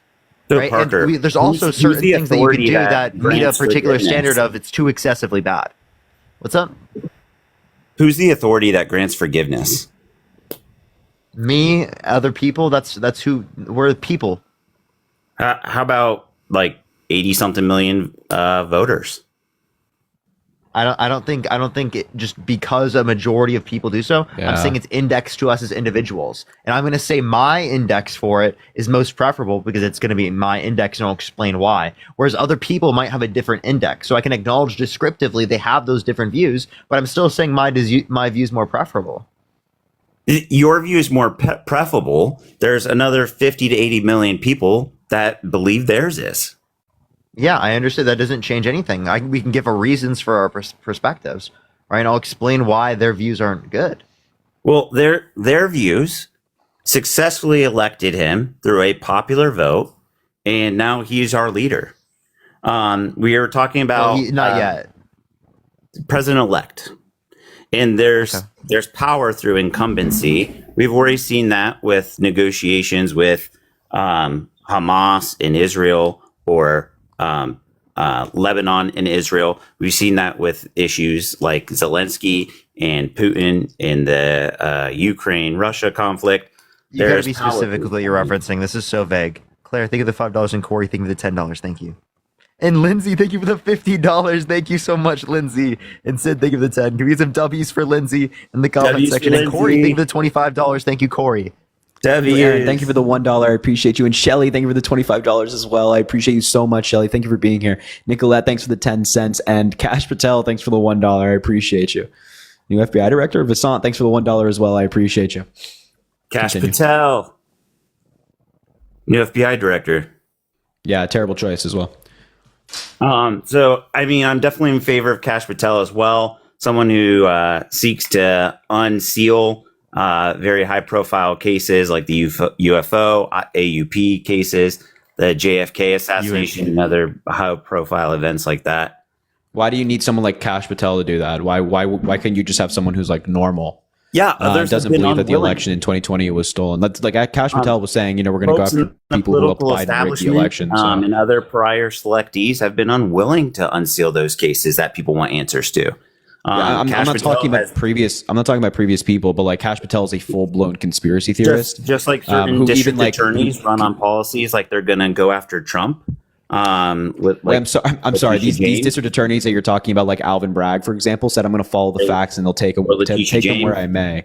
And he also successfully prosecuted a case against Donald Trump. So clearly, there's evidence against Donald Trump that he broke the law, and all the evidence is out there for you yourself to see as well. You just choose not to.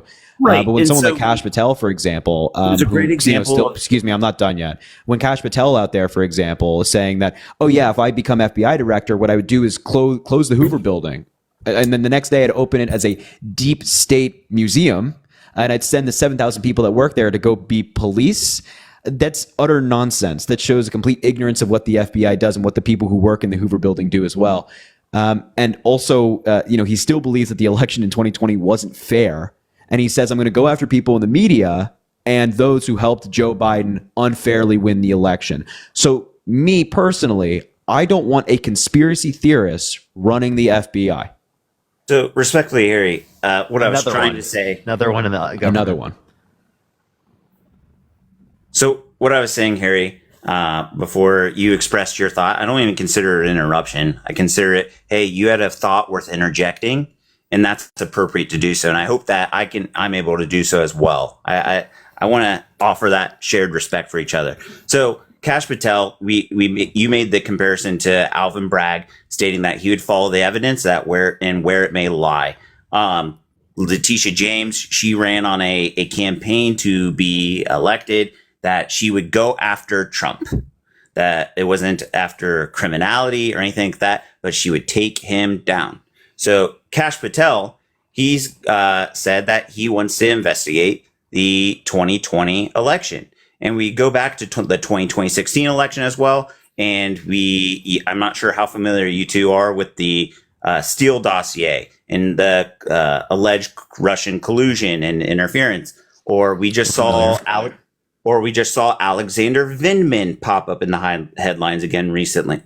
Are you familiar with Alexander Vindman? Yeah, I understand that Colonel Vindman, by the way, has been popping up in the headlines. Do you because want me Elon to tell Musk you to has been start calling me threatening him. Petty Officer Ziegler? What? You felt it was necessary to mention the person's position within the military, and I asked you, would you think it would be appropriate for me to correct you and call me Petty Officer? For you specific, I haven't referenced you. I haven't said your name. But when you're like both have referencing like called me Alex Vindman, which Vindman, is I fine. think that like acknowledging that he's Colonel Vindman first and foremost before you can like address him less formally, I think is important. Okay, well, let's get it out of the way. Colonel Vindman. Now we'll proceed. Alex Vindman. So he had alleged that Trump was, what was it? His campaign had been communicating with Russia, right? Which it had. And what were the origins of the Steele dossier? Do you remember? It was the British spy. And it was funded by which campaign? Yeah, it was funded by the Clinton campaign, but we're not using Yes, the Steele yes. dossier as like we're not using the Steele dossier as like evidence we'll of deflect anything. that. We're using the Mueller We'll report deflect as the evidence of everything. The Mueller report that's hundreds of pages of long and talks about the top-down strategy from Russia to interfere in the election, the connections that the Trump campaign had with Russian officials, such as the Russian officials meeting with Trump campaign officials like Don Trump Tower. Jr., like the campaign manager in Trump Tower in 2016 to Right. give them dirt on Hillary Clinton. These are all very concerning Allegedly. things. No, not allegedly. Not allegedly. What That meeting information did happened. Russians give to Donald Trump Trump campaign? acknowledged that meeting happened on Twitter. What information did the Russian They agents- said that nothing substantial was provided to them. But the fact and what that they were provided with, what did John Jr. do with it? no, they said that nothing substantial was provided with them. That's the they claim. were That's the provided claim. information, Harry. No, their And claim. No, and they this is provided incorrect. that, Harry. This is incorrect. The Trump And campaign. they Trump turned himself. that information over to the Trump- authorities. Wait, hold on. They had this meeting set up. The Trump campaign didn't think that anything substantial was provided in that meeting, right? That's what Trump said, and Trump acknowledged that this meeting happened. The fact that the Trump campaign was setting up meetings with Russian officials in Trump Tower with the intention of getting dirt on Hillary Clinton that in and of itself is very concerning. And when you factor that into the fact, or couple that in with the fact that Russia had a top-down strategy to interfere in the 2016 election, aside from the Trump campaign, I'm not alleging collusion or anything like that, but the fact that they had that strategy as well is concerning. But you agree anyway, that there wasn't collusion? I'm not. No, I've never made the claim that Donald Trump colluded with Russia. I appreciate that. So many folks, many of your listeners, I don't think, or viewers would not agree with that. And there still is this far-stretched conspiracy that the Russian campaign colluded with the Russians, when in actuality, the British agent had formulated the Steele dossier, which was falsely leaked and then paid for by the Clinton campaign. So nobody's basing what we're talking about right now off the Steele dossier. I'm talking about the Mueller report. You've brought up the Mueller report to spin it. So back to Kash Patel and wait. I have not once spun the Mueller report. Everything I'm citing right now, nothing is coming from the Steele dossier. And nobody in the live, or like at least very few people I talked to, believe that there was like this Trump and Putin were on the phone like colluding with each other. Nobody believes that. What we're referencing is the Mueller report. And what we are saying is the fact that like they were meeting with Russian officials in Trump Tower and the Trump campaign was giving Russian officials internal polling data is incredibly concerning. And if you can just overlook like a presidential candidate in the United States of America having very strange connections with Russian officials, then I think that is, I think that's just a blind faith to a political party and a political candidate. And voter data was the big thing, right? You just mentioned that. Yeah. And that originated from voter data. Voter data? I'm talking about polling data. Polling data, rather. Correct. And that originated from the Trump campaign. Utilizing what source? Their internal pollsters. Cambridge. Wait, they didn't use Cambridge Analytica for internal polling. So part of that whole situation. What? Do you not? Have you ever read the Mueller report? What? The Cambridge Analytica was not used for internal polling. That was what the story of Russian interference stemmed from, was that the Trump campaign was utilizing Cambridge Analytica data that was able to target certain voter bases. And let me ask you, so we talk about Russian collusion. I don't condone collusion, or not collusion, rather interference.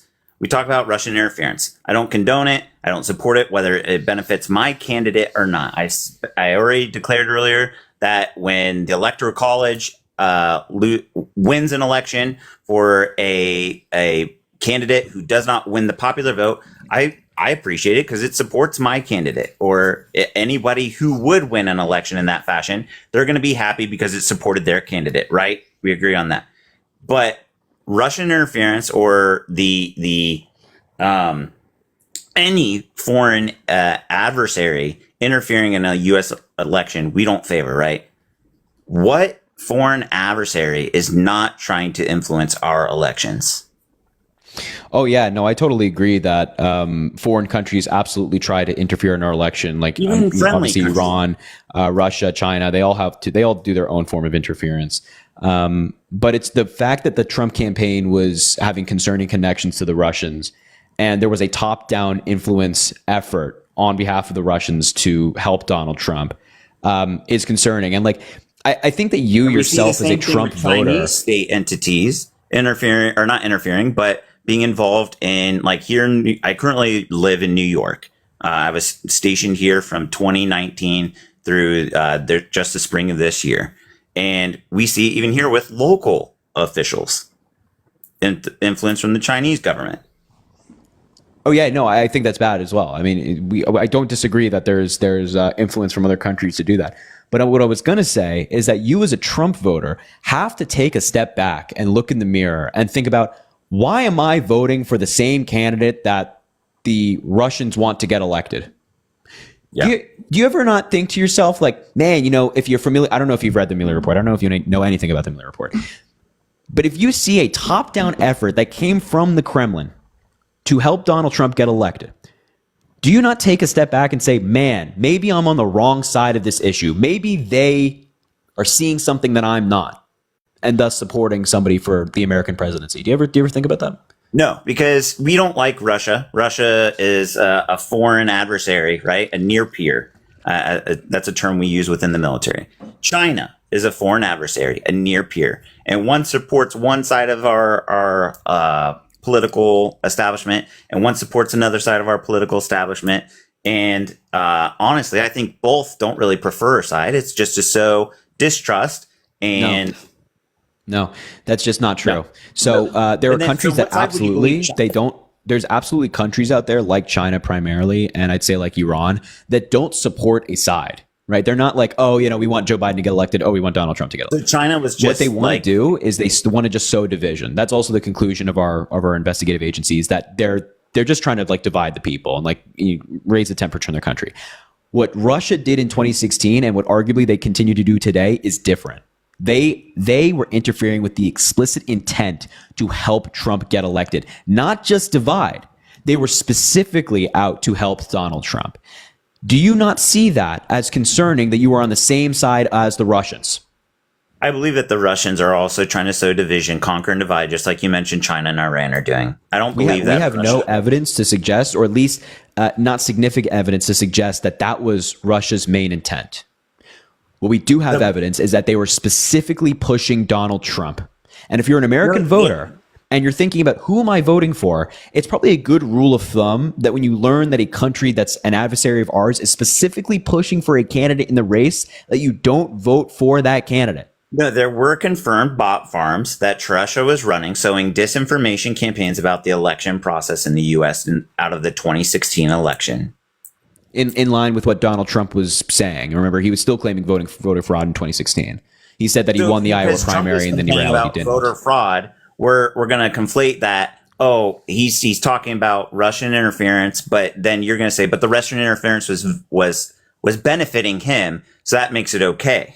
No, none of it makes it okay. But I'm saying that like when Russian bot farms are saying, hey, we don't know if we can trust the elections, et cetera, that's in line with what Donald Trump was saying at the time. Right. He still claimed that there was the election in 2016 was rigged to a degree because he lost the popular vote. Right. Donald Trump was still making these claims. He won, so he didn't have to incite an insurrection at that time.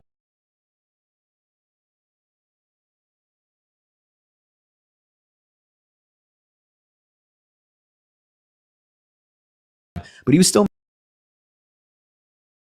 Farms were specifically helping Donald Trump. So if you're on the same side as Russia when it comes to a presidential candidate, you probably should not vote for that person. That's all. I don't necessarily, I'm not going to align with any foreign state's preference for one candidate over another. Not at all. Well, you voted for Trump in 2020 after my decision making wasn't based on Russia's support for. I know. I understand that their decision making was not based off of Russia's support. But don't you think you should factor that in? Don't you think you should be taking into consideration that, yeah, maybe you support Donald Trump for different reasons, but what about the reasons that Russia supports Donald Trump? Don't you think that the reasons that Russia supports Donald Trump might be a little bit more important than the reasons that you support Donald Trump in terms of like deciding who to vote for? I mean, I think Russia wants to avoid foreign conflict. Whoa! Wait. Give me a moment, Harry. Oh, man. What? That's actually insane to say that after they literally invaded. It's crazy. Russia's firing cruise missiles through apartment buildings right now. Yeah. Hey. Yeah, they're seriously avoiding war and conflict when they invaded Russia. That's totally or invaded Ukraine, sorry. Hold on. I don't want to take down your golden child here, but right, you disagree with my statement. I'm going to explain if I can have a moment. So I don't say stupid shit like that. You can explain, no problem. Thank you, Harry. So, not to take down your golden child here. I'm not sure. Yeah, what does that mean? What does that mean? I'm going to try here. If you allow me to finish, please. So, I'm not sure how younger Gen Z voters feel about Obama, but take a look at weak foreign policy during the Obama administration, and what you see, this is me also coming from a military perspective here. I don't speak for all folks in the military, and I'm no longer in anymore, so I can honestly speak freely how I'd like. But in 2014, we saw what? The annexation of Crimea, because we had weak foreign policy. The Trump administration, or Obama. Thank you, sir. The Obama administration wagged their finger and said, "Don't do that, Mr. Trump." See, now I'm getting my shit mixed up. Don't do that, Mr. Putin. Be a good boy. And it didn't do anything because there's nothing behind it. And then Putin, people say, "Oh, Trump cozied up to Putin and let him do whatever he want." But what we realized there is that there was not a further incursion into Ukraine. There was more stability in that region of the world. There was more stability in Europe. And even if people want to say, "Oh, well, Putin behaved himself because Trump was cozied up to him," there's peace. Was it temporary? Sure, but there was peace. And then you see here, less than a year after Trump is out of office, we see forces building up in Belarus, forces building up in northeastern Ukrainian border, and then an invasion, a full-blown invasion, because there was no recourse. There was nothing that this administration was going to do. Oh my God. Oh my God. This is so painful to listen to. I got to be honest. I'll let you finish, Yeah, but I'm just sorry. understand that this is. I was literally gonna text you. I was like, bro, bro's a certified yapper. Policy very Yeah, much. for real. You guys don't discuss foreign policy very much. I discuss foreign policy. I think we both discuss foreign policy quite a bit. Yeah, I hear Parker just yap about tariffs, and he's mad. He's mad that I critique his worldview on tariffs because that's really good for foreign politics. You know what I mean? Like being we haven't pro-tariff. discussed tariffs at all because I know that there's face the facts. I'm not going to convince you, Harry. I'm definitely not going to convince you, Parker, and vice versa. Now, what I have taken away from this, I'm definitely not. Wait, hold on. I want to talk about Parker. Ukraine. I want to talk about Ukraine. I want you to finish your Yes, point sir. so I can respond to this. No, I was kind of at a stopping point there, and Gotcha. I'd love to hear your take on Ukraine. So I agree with one thing you said, which is the world, not just the United States, the world should have had a stronger response to Russia in 2014. Totally agree there. I think the Obama administration should have done better. But it wasn't just the Obama administration. It was Europe as well that lagged behind. So I think there should have been a stronger response there. And I think a lack of response certainly lived in the mind of Putin when he invaded Ukraine. I agree with that. But the idea that like everything was just more peaceful under Donald Trump because Trump was in office is utter nonsense. Like Crimea and Donbass were still occupied by Russia. There was still fighting going on. There were still innocent people dying in those regions. What? Under Trump, there was not still fighting going on in Crimea. That is completely false. There was still fighting happening in both the Donbass and the Crimea.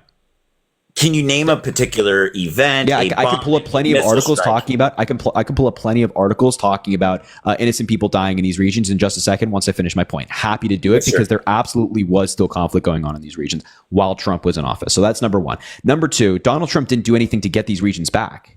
Right. So this big bad guy who, is so scared or Putin is so scared of and he respects Donald Trump didn't do anything to get these regions back. And those regions weren't even close to be given back to Ukraine. Trump did nothing there. But then also, actually, I think that, what happens to our allies is pretty significant. So it does have some national interest. And thanks for the subscription. I appreciate you. Military diplomatic relationship with Ukraine. We have had a relationship with Ukraine for quite some time now. We had it under the Obama administration. We've had it as soon as Bush. Yes, we did. Yes, we did. We were sending aid to Ukraine under Obama. We sent aid to Ukraine under Donald Trump. We sent a variety. That's not true. We were not sending. True. Dude, what are you talking about? We absolutely sent military aid to Ukraine under Joe Biden and Barack Obama. That is absolutely the case. I think you're just missing a lot of fact here when it comes to this stuff. Now, you brought up Russia invading Ukraine. What are you doing? Come back here. We brought up Russia invading Ukraine. The idea. And I realized when I go away from the screen, I can't. I was trying to verify what you'd stated that we were providing resource that included military aid. Sure, you can. Happy for you to go look that up. So now you talked about why Russia invaded Ukraine. Had nothing to do with the American president. Had nothing to do with the American president. I agree. It had everything to do with the fact that Russia looked at Europe as distracted. France had elections coming up. Germany was transferring from Angela Merkel to Scholz as chancellor. Great Britain had elections. They had their own divisions. There was a COVID wave happening in Europe, which was preoccupying European countries. The United States at that time had our own divisions with the midterms coming up and Republicans doing their normal crazy stuff. And Russia felt like they had modernized their military enough. They didn't feel in earlier years that they were modernized enough, but now they did. That was specifically made clear to American officials, such as CIA Director Bill Burns, who traveled to Russia a lot and then spoke with Russian officials leading up to their invasion. They said consistently that they weren't going to do it, but that they felt that they were modernized enough to be able to.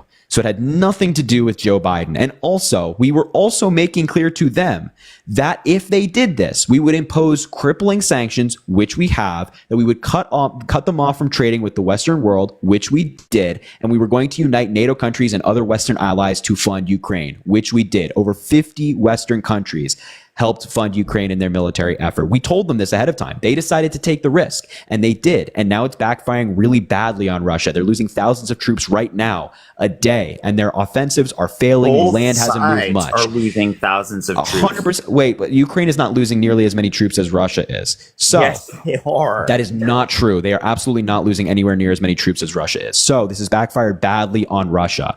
So your foreign policy knowledge on this is just bad. The idea that like they were like, oh yeah, it's Biden, let's invade. Oh, it's Trump, we shouldn't. Wrong. So it was just unfortunate luck that it occurred during two Democrats' presidency. And I'm not saying just necessarily Democrats, but two Democrats with weak foreign policy. I certainly don't think that Biden has had weak foreign policy. I don't think that Obama had weak foreign policy either. But especially not Biden. Biden's had really strong foreign policy.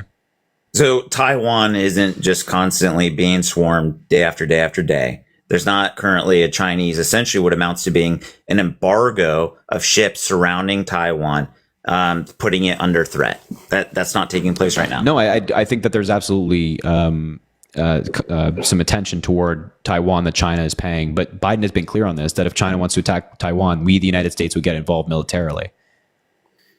I don't think... So the flyovers, the unauthorized airspace that they keep encroaching on, those intrusions are acceptable because he said don't do it, but they weren't occurring in this type of frequency before. Yeah, no, I think China is like escalating. Okay, but I don't think that's because what was that? I agree. Yeah, I think China's escalating, but we've always had intelligence that China wants to take Taiwan. But they've also been doing this for some time. I mean, they've been poking at Taiwan for a long since time. like the 90s, man, or like yeah. So they did this under Donald Trump as well, right? And Not in a lot of the this same stuff they frequency. were talking. I mean, frequency varies, right? Frequency goes up and down, up and down. There were moments of high frequency under Donald Trump. Now, I wanted to talk about something that you wanted me to fact check for you. By March 2015, the U.S. had committed more than $120 million in security assistance for Ukraine, and it pledged an additional $75 million worth of equipment, including UAVs, counter-mortar radars, night vision devices, and medical supplies, according to the Pentagon's Defense Security Cooperation Agency. Right, those are all the assistance also included some 230 armored Humvee vehicles. So those are all defensive equipments. None of those are assault weapons. None of those are things that. Were you listening to the same thing? You said that there was no military assistance given to Ukraine. Things that can defend your sovereign territory versus things that empower a force to then commit an attack. Yeah, that's military. You're saying that there's. You were saying that Obama, we didn't provide military assistance to Ukraine. That is categorically false. But now you're trying to move the goalpost and say, oh, it wasn't offensive weapons that we were giving to Ukraine. Where now because Ukraine wasn't going to launch an attack on Russia. We've given offensive weapons to Ukraine. We've given them the ability to strike into Russia. Now we are, because they've been invaded by Russia. But at the time, we weren't doing that because the goal wasn't to invade Russia. That's what makes their claim that Ukraine was threatening them even more or even less legitimate. And let me emphasize this. I'm not sure if I preface this, and I don't believe that it's necessary that I did preface it, but like, I'm not supporting Russia's invasion of Ukraine at all. Let's not have that mistaken. But what? say, Yeah, But- I think that like, you know, you got to stand firm with Ukraine. You can't, you know, be questioning this stuff. It's important that we continue to fund So my Ukraine. heart aches for the Ukrainian people. I've seen what military conflict can, what type of ravage it can cause. And it's not pretty. It's not something that you wish upon anybody, even your enemies, unfortunately. But there's evildoers. There's folks that, like Putin, who don't respect sovereign territory in this case. But my point being, too many people have fucking died, man, on both sides of this conflict, both Russia and Ukraine.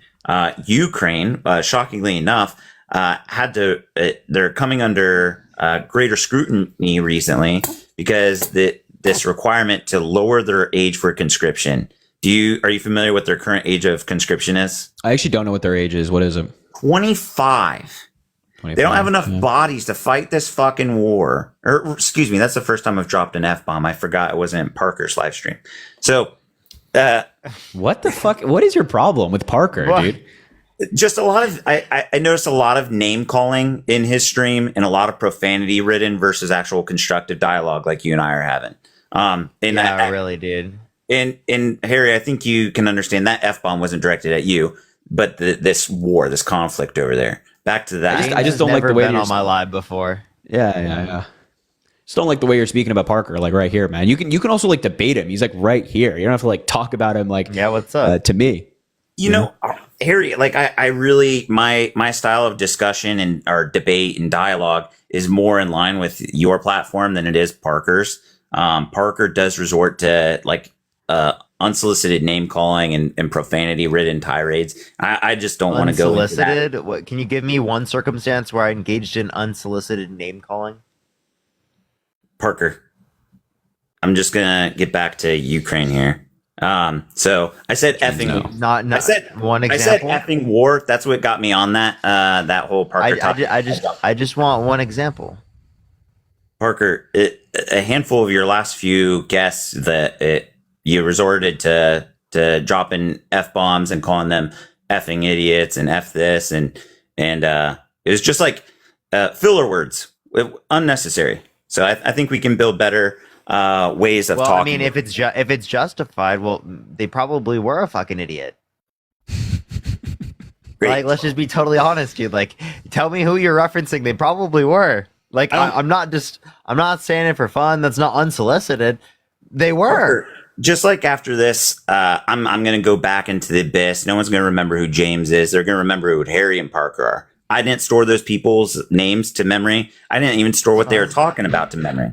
So I think we can move on if you understand that remark. Sure. But like, I don't agree with the framing of unsolicited because yes, I do engage in insults every once in a while, but it's when they're justified.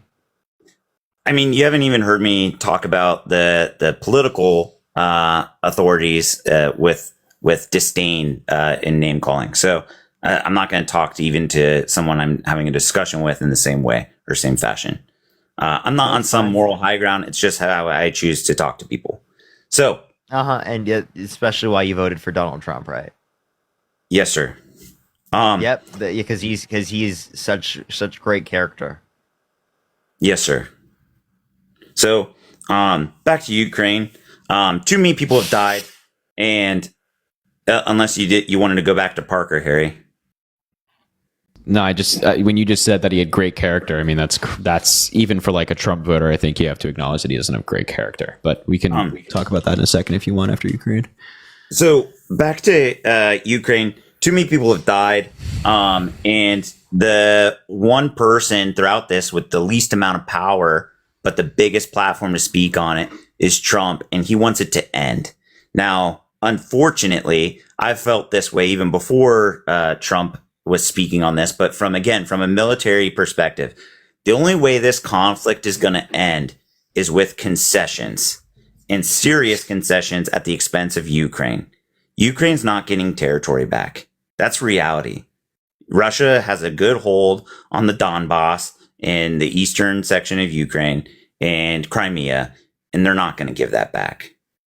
It's just not going to happen. Do you dispute that? I don't agree that it's just like, oh, this is not just gonna, this just won't happen. I'd say it's going to be very difficult, maybe even like impossible to get Ukraine, or excuse me, to get Russia to give back the Donbass or Crimea. But in terms of land that Russia has taken since their invasion of 2022, I don't think that's impossible to get back. And I think if it's done right, we can get a really solid agreement here to end the war. But what I'm nervous about in regards to this, to Donald Trump negotiating this, is long-term security. Because it's really nice to just have a temporary agreement and say, okay, well, we're going to stop the fighting now. No more fighting, right? What's stopping Russia from doing it again in 5 years, in 10 years? Well, if they can just get this land incrementally and just keep going and going and going, and then, the United States will come in and be like, oh, no, you can't stop there and take that land, and then we'll end it. What's stopping them from the future? That's why I think it's really important to fund Ukraine and push Russia back and let them know that, hey, we're here. And then also, as part of this agreement, if there is any land given up, Ukraine should immediately be admitted to NATO. If there is land given up, they should be, if they concede that land that Russia has occupied, then they should then be given admission to NATO. Yes. But that has been Putin's red line for the last 30 years. Oh, well, that's too bad. You talk about major concessions. Let's have some major concessions here. If Russia wants that land, Russia's concession is going to be they're not gonna encroach any further. Yeah, and that'll be great for the next 5 to 10 years until they do it again. Right? They say, 2014, no, we just want Crimea and the Donbass. That's all we want. That's all we want. We only want Crimea and the Donbass. Stronger and foreign then, policy 8 years later. That. What was that? Stronger foreign policy and greater sanctions can prevent that. You don't we could have all the strong foreign policy we want and all the sanctions we want. Part of the agreement that we make with Russia is going to be is going to lift sanctions, right? We can't have permanent sanctions on Russia and expect them to not invade Ukraine further. So if we want an agreement with Ukraine, there should be, agreement with Russia to end the war, admission to NATO. If they want to keep the land is, there's nothing that they can do about that. If they want to keep the land and there's nothing they'll do except continue fighting for it, then NATO admission should be a requirement for Ukraine, 100%. Right. NATO. Halo, thank you so much for the $5 for L. James W. Parker. Thank you so much, Garrett. Thank you for the $10 for keep calling out the fucking idiots. Lauren, thank you for the $1. I appreciate it. Thank you, and Russell, thank you for the $1. Thanks for L. Parker. That's for love, right? Yeah, it is. It is for love. Thanks, Cabra, thanks for the $5, my man. I appreciate you. Bryn, thank you for the $1. Brianna, thank you for the $5. I like that idea. That's a great idea, Brianna. I like that idea a lot. Sid, thanks for the $2 as well. I appreciate you. Hold on. Shut up, James.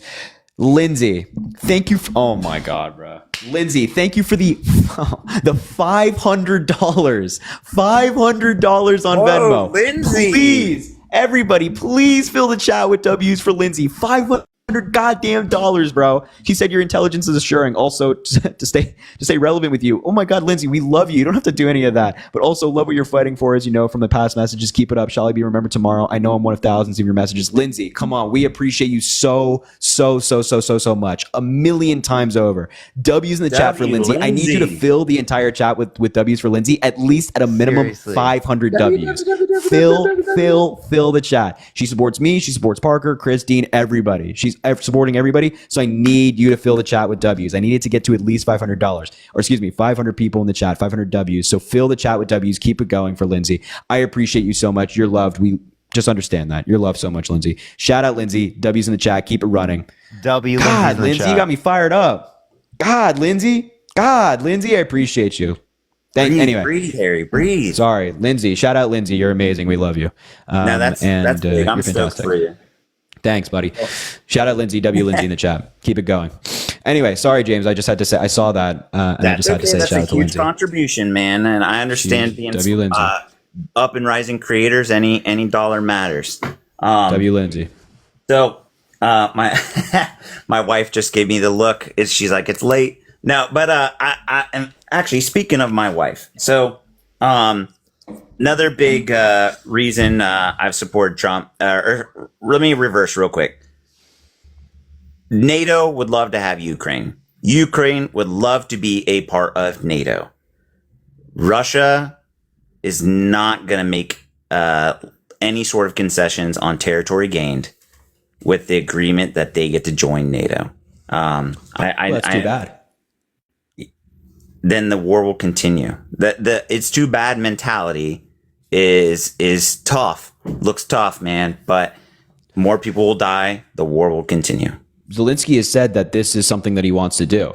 That they're willing, if they don't have And NATO Zelensky is admission for also giving up upheld, land. executing their election process in Ukraine because of the conflict. So Yeah, I mean, I think that in some case for Ukraine that might be a necessity. But obviously we support democracy. Like obviously that's not like we don't like we're not like, hey, the suspension of elections is great. we But, support democracy. aside from Zelensky doing that, the point is that Zelensky has made this clear. He's the current president of Ukraine, and he's made this clear that if Russia wants land and they want to engage in this way, then NATO admission must be a necessity. And if that's what Zelensky wants and they're willing to fight for it, then I have no problem with continuing to support Ukraine throughout that. So with our growing involvement in providing resources and more long-range missile capabilities to Ukraine, why doesn't Biden just stick around for a while longer? Yeah, I mean, but we're not in the war, and I wouldn't want that for the United States. But I understand that, like, But what it's okay Ukraine for needs and Ukraine. what the United States needs are two different things. Okay, I don't think we'll agree on that. But By the way, I'm not saying I agree with it. I'm just saying that, like, I understand that, like, what Ukraine might need might be different than the United States. So if I had my pick, I would have had Ukraine have elections I'm regardless. impressed, and I don't say this condescendingly. I didn't think we would agree on that element, that them suspending their elections is not good, but we understand why. But it's not. I don't think it looks good for democracy to do that, even in a time of war. Of course, there are extenuating circumstances such as this, but when you see film from within Kiev and other parts of Ukraine, not the entire country is war ravaged. And I do think that there is still the ability to hold an election in some form. If we can hold government elections in our American stood up government in Kabul and in Baghdad in the midst of a full-blown, full-scale war, I'm pretty confident that Ukraine can too. Sure, I mean that's We've done yeah. Again, like I think we have like somewhat of an agreement here that it's not ideal. We would have wanted it to be a different way, but I guess maybe we disagree on my view just being what Ukraine needs might be different than what we need. But they still should have elections, of course. So something that's closer to my heart with Trump and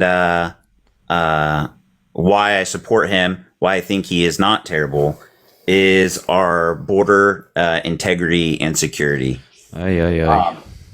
So get ready, buckle up. I like how you said we were going to talk about the character and then completely ignored that. But we could talk about the border and the fact that he called people in Congress to undermine a bipartisan border bill because he doesn't care about actually fixing conditions about the border, and he cares more about running on it as an issue to be elected. Yeah. So character, that's subjective. I don't think we're going to come to terms on that, Parker. So I'm willing to concede that I'm not wanting to discuss the character topic anymore. It's not that I don't have points that I would love to argue, but I think it's any of our positions on this are subjective. I don't understand how that's a reason why you wouldn't talk about it.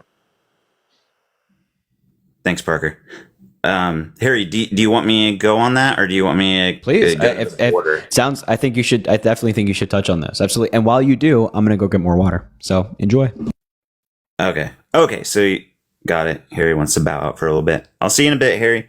Parker. Yeah. The moral character of Donald Trump is shrouded with scandal. It is shrouded with issues. I know you've brought up his cases in the past surrounding people not being allowed into his properties in New York. Is that correct? Okay, so what things I would say that are relevant, right, specifically are the fact that he was held civilly liable of sexually abusing women, that he bragged about walking into changing rooms of naked teenage girls so he quote-unquote owns a place, said he would date a 10-year-old girl in 10 years, right? So all of those I've types heard of you things reference that before. That's from the Howard Stern interview, right? Yep. Okay, so we recognize the platform that that was at its time and how ugly that was, right? Say that one more time. I think we could both agree that that was not a good program, correct? What was not a good program?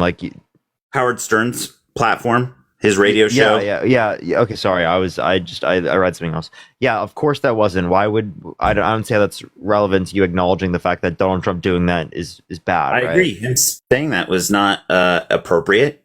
It was locker room talk, although he's now a very prominent political figure and the leader of the free world, or incumbent locker room talk. You're talking about the fact that he bragged about walking into changing rooms of naked teenage girls, and the fact that he said he had Howard Stern calling his daughter a piece of ass, that he had sex in common with his daughter. I'll finish what I was saying if you'll allow me to. Sorry. That's okay. And I don't say that condescendingly. I mean that sincerely. So, is locker room talk, and locker room talk is not appropriate. It's offensive. It can even describe things that could possibly be criminal in this case, or at least draw a lot of scrutiny and deserve greater looking into. And the reality is we're not there. He's had to reconcile with that, and if it adversely affected his campaign, it would have adversely affected his campaign. Why are you voting for him in despite of these things? So earlier, we disagreed on a topic I brought up earlier, is who is the authority for forgiveness, and do you believe in forgiveness? And that is something that I personally have forgiven him for. I don't agree with what he said, but Trump hasn't sought forgiveness. What's that? Trump hasn't sought forgiveness. How do you know? He referenced it. He referenced it, and what did he say? Yeah, he said that he hasn't sought forgiveness. There's something on C-SPAN. There's a question asked him: have you ever asked God for forgiveness? Do you want to hear it? Go for it. I'm listening. Yep. Hold up, I gotta wait for the ad. And the source is C-SPAN. Great source. And what's the date on it? I'm just curious about it. 1 second. 2016. 100% right. We have all of this, like medieval times, and she said, wait, it's 2 minutes long. Give me a second. I'll find it. No worries. While you're finding it, I'll touch on that. The date and its relevance. I found it. Okay. So we've got people lined up for questions. I just got one more, because you used the word Christian. Have you ever asked God for forgiveness? That's a tough question. I don't think in terms of, I'm a religious person. Shockingly, because people are so shocked when they find this out, I'm Protestant, I'm Presbyterian. And I go to church, and I love God, and I love my church. And Norman Vincent Peale, the great Norman Vincent Peale, was my pastor. The Power of Positive Thinking. Everybody's heard of Norman Vincent Peale. He was so great. He would give a sermon you never wanted to leave. Sometimes we have sermons, and every once in a while we think about leaving a little early, right? He already answered. He hasn't asked for forgiveness. Dr. Norman Vincent Peale, Frank. Oh, you agree that he said he hasn't? I agree that in that interview, he said he hasn't asked for forgiveness. Another relevant, I'd never heard that interview, and I find it very interesting. I grew up in a household that was definitely a faith-based foundational household. Both my parents attended Bible college in Missouri. That doesn't define your faith, but let me emphasize that. But he's Presbyterian. So a lot of times when people think of forgiveness as it relates to Christianity or Catholicism, is like attending confessional and asking for forgiveness in that venue, let's say. But in most Protestant Christian faiths, but if he never asked for forgiveness, can you explain why that matches with your particular worldview? Yeah, that's what I was getting ready to answer for you, Parker. Sorry, I apologize. No, we're both coming from a place of respect, I hope. So, in most other non-Catholic or Protestant faiths of Christianity, forgiveness and salvation is not through payment. It's not through good deeds and works. It's not through asking for or confessional and asking forgiveness, but sorry, I saw Harry come in and then leave. But it's through salvation through Christ and Jesus' sacrifice for our sins. So I don't know if that's his reasoning. I don't know if you still have to seek forgiveness, right? Because the What's that? whole sacrifice is the forgiveness. So exactly, he doesn't. We don't have to ask for that. No, you do. You still have to ask for it. We're disagreeing on that. You're thinking Like, of it. You're saying you don't think you should do that. You're thinking of it through a mostly. It sounds like you're thinking of it. So through here, let me ask you this question: Catholic. should you ask God for forgiveness? When you have sinned, Like, should you repent? Correct. I see the chat as well. It's okay, Parker. I just agreed. Yes, you should repent, but once you have received salvation through Christ, unlike Catholicism and most Protestant faiths, it's through that alone. Once you have received Christ, you've committed your life, and you accept Jesus Christ as your personal Lord and Savior. There's no more. Yeah. So again, you were saying that this notion of forgiveness has been applied to him, but if he hasn't repented, I don't see how that has happened. One, two is related to this. He never acknowledges his behavior, his bad behavior, and tries to do better. So in that interview from 2016, we both agree that he did not acknowledge that. We also just discussed while Harry was away that what Catholics believe and how Protestant faiths differ from Catholicism. And then lastly, Harry, you're back, and then Parker. Can Parker hear me? Yeah. I'm not worried about it. But something I wanted to touch on was that interview where he admittedly stated he'd never asked for forgiveness. He's done interviews since his first assassination attempt, where he has discussed his faith at length. And that one, it's not what you do before the eyes of everyone else, but what you do when you're alone with your Savior. And whether he has repented or not, I don't know. You don't know either. But I get the sense, and when I raise up all of our leaders up in prayer, I get the sense that they're being guided, and I trust that. I know it's a little too soft and wishy-washy probably for you, Parker, but that's truly how I believe Trump is where he's at spiritually.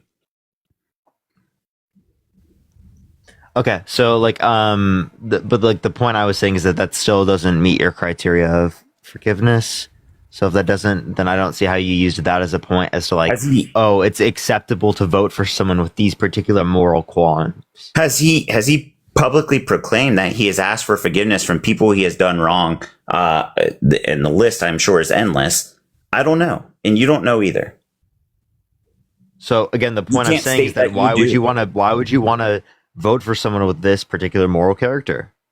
What's that? You can say forgiveness, but then again, you can say forgiveness, but the same thing is true for Kamala Harris. She just doesn't have all of those excessively bad things. I'm sorry, what's the reference or comparison to Kamala Harris? Yeah, we're talking about which person you voted for, right?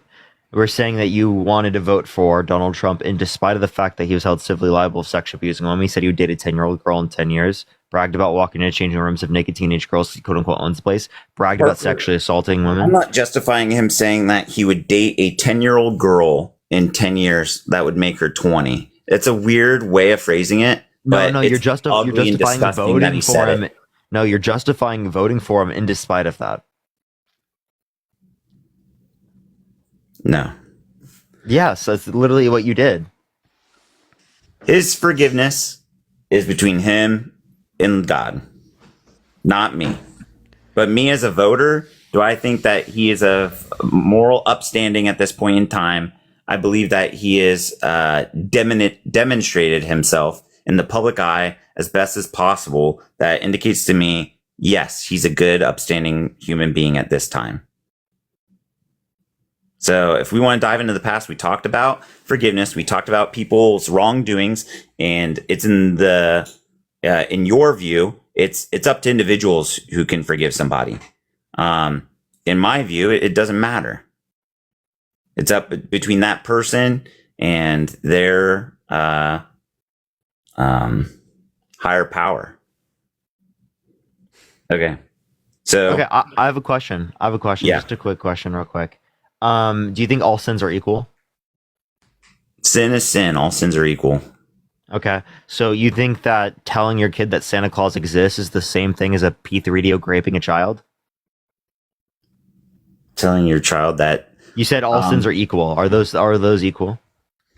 So this is going to be a W in the chat for you, but by the letter of the law, sin is sin, and all sins are created equal. Sure, yeah. W in the chat for you. Hypocrite, hypocrite. Got it. So,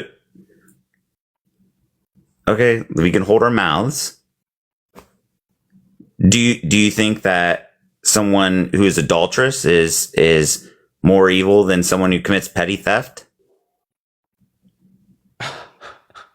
It depends on what the theft is, but yeah, probably it depends on the circumstance. But bro, I'm so confused how you just thought that telling your kid that Santa Claus exists is as bad as sexually assaulting a child.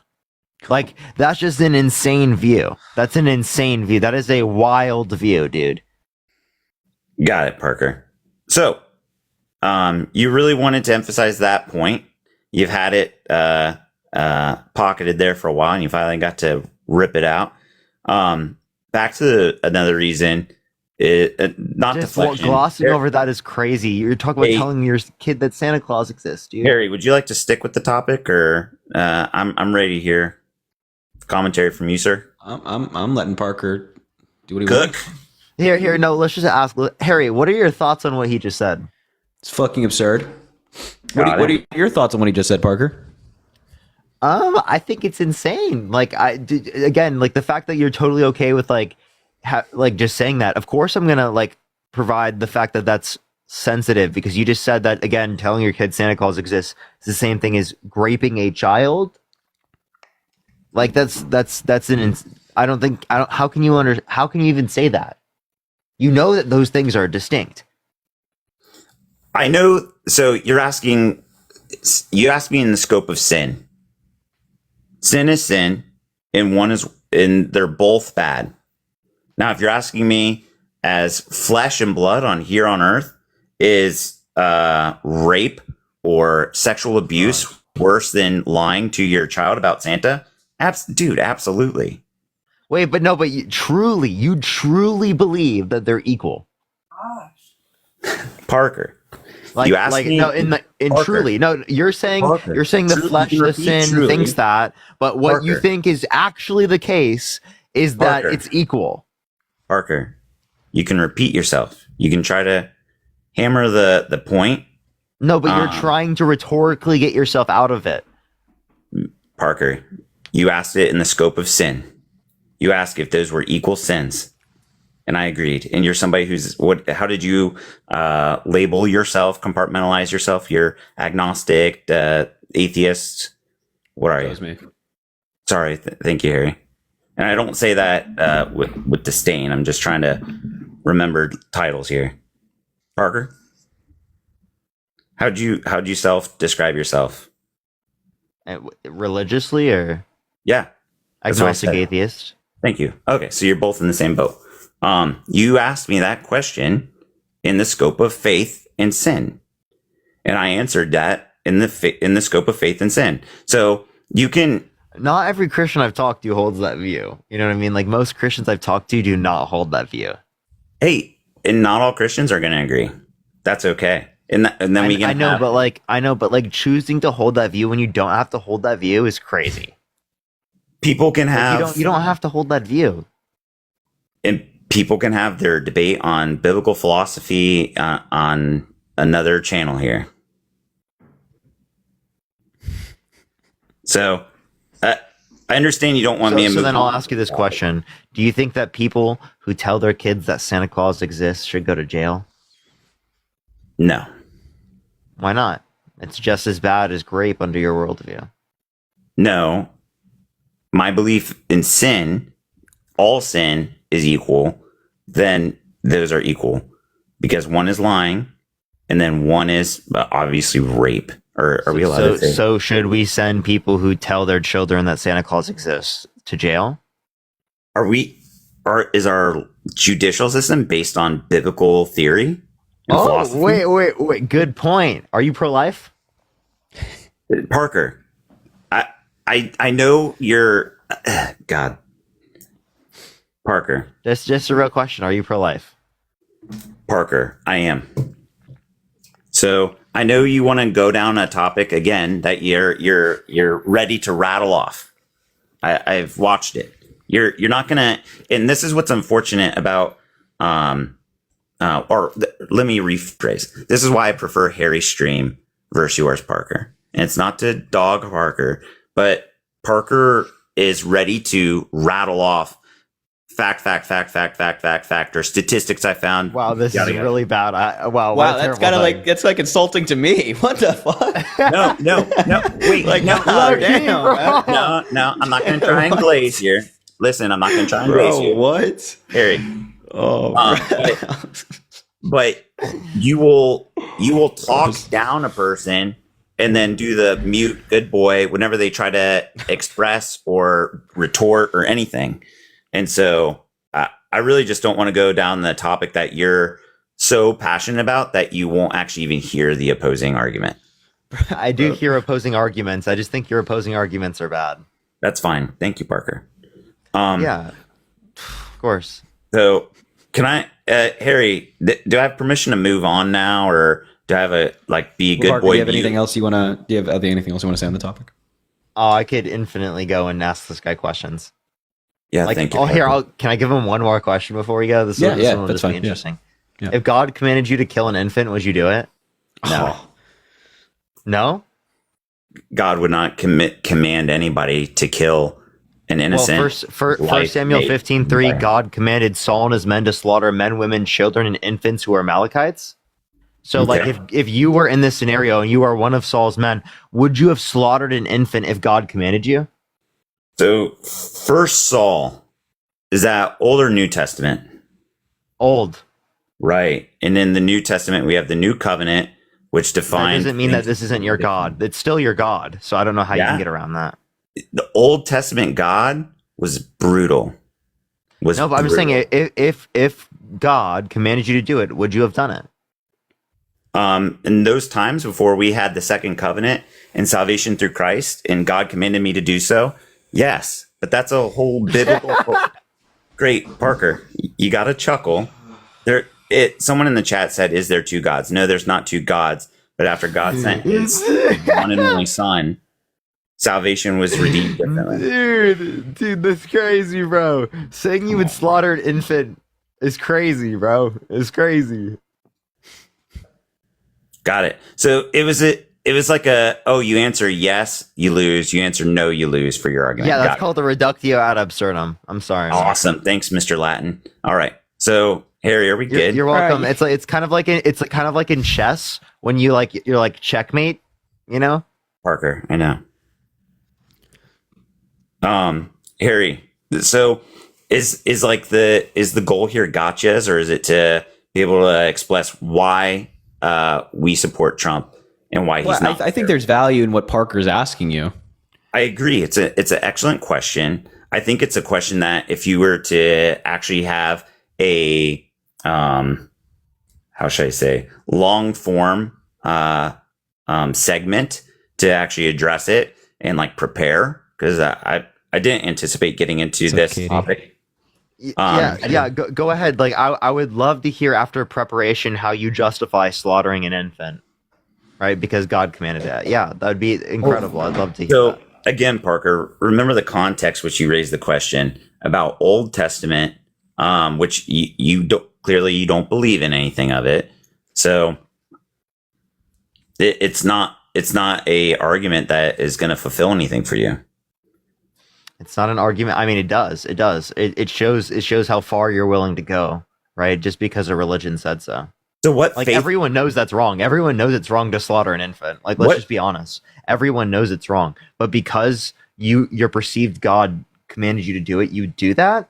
That's exactly what people say who are fucking insane, right, who believe that their God told them to slaughter someone, right? Got Like, it. come on, let's be totally honest here. If this were a different religion, a different name, right, you would think it's insane. You would be like, this is an issue, but because it's Christianity So- and it's so normalized, it's not an issue. So here you go calling people, name me in this instance, insane. And then if you, excuse me, burp, Coca-Cola. So humble plug, huh? No, just kidding, but if we were to blame people for their belief on topics and name call them and dehumanize them, there's other folks in topics that you've discussed that when those Because people you really care about dehumanizing people when you voted for Trump, who dehumanizes immigrants consistently and trans people.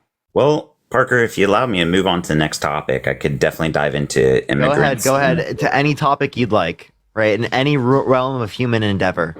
So, from 2016 to 2019, I did counter narcotics operations on the border.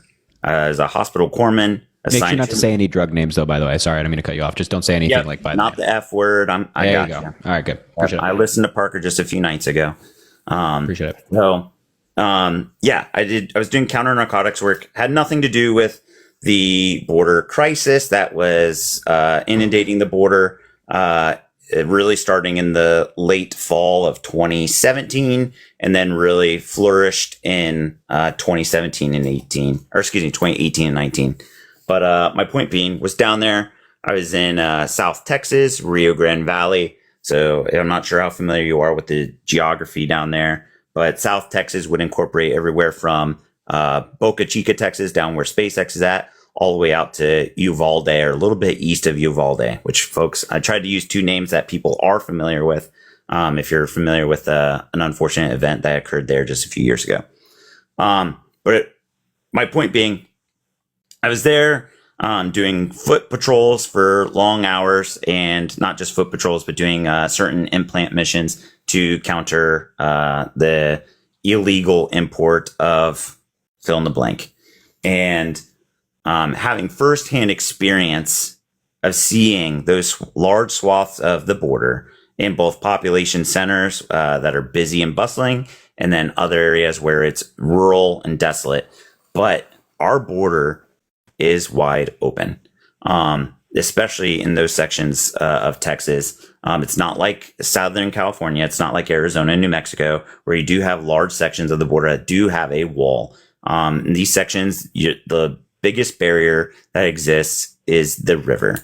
Now, my goal is not necessarily to build walls and to create division between the U.S. and Mexico, but it's really the preservation of life. Now, Parker, we're not going to get into some abortion thing or anything like that, but I'm just talking preservation of life with people who are making the journey in these caravans or in smaller groups from at that time is mostly your Latin Triangle countries. So Guatemala, El Salvador, and Honduras, right? And those are actually, ironically enough, those are the countries that Kamala was tasked with identifying the root causes of illegal immigration, right? That's the term that folks on the left are supporters of Kamala who have really emphasized, while ignoring, okay, like that can also evolve. Not sure that's what her original what's that? Do you know what they do in soccer? What do they do in soccer, Parker? James, they kick the goals. They kick the goals. You know what I mean? Like, you know what I'm saying? Harry? Parker's a mod in this live. He can do whatever he wants. So, Parker, have I said something that you believe is not a substantial argument as far as border security? You're just a yapper, bro. I'm sorry, bro. You're a dedicated yapper, man. You are a certified and dedicated yapper, bro. Yo, what's up? How old are you?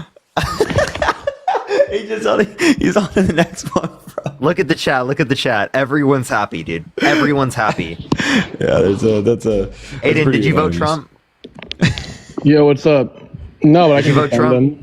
Yo, Chris, thanks for the $5, my man. I appreciate you. And Megan, thanks for the $25 saying, please tell James I find him insufferable. And thanks for the other $25 saying, can you tell him I think he's a D word? You're welcome, chat. Look at the chat. Chat loves it, man. Chat loves it, man. And Lindsay, thanks for think the other Aiden- $50. I appreciate you saying I gave Chris a few hundred. I hope it was his going Venmo. crazy. I will ask him for sure. Yo, Lindsay, I appreciate the $50. Throw some W's in the chat for Lindsay for another 50, man. She's going crazy. I appreciate you so much. W Lindsay, W Lindsay. Hey. Yo, thank you so much for the star constellation. I appreciate it. Thank you. And Katrina, thank you for the $5. Thank you so much thanks for kicking James finally. Of course. Yo, Truther, did you vote Trump? Yes, I did. And why is that? Because he aligns with a lot more of my values than the Democratic Party does. Okay, like which one specifically? Have you the one that the new policy he named Eileen? The new policy, what? That he named after Eileen. No. What? Tell me the policy. Yeah. You haven't heard of you haven't heard of the policy named Eileen? Tell us Is about he it. trolling? Yeah. Don't say what before it. Just ask him what is it. I lean back while you suck my cock. See. Don't say what is, don't say what is Eileen, because then he'll just do that.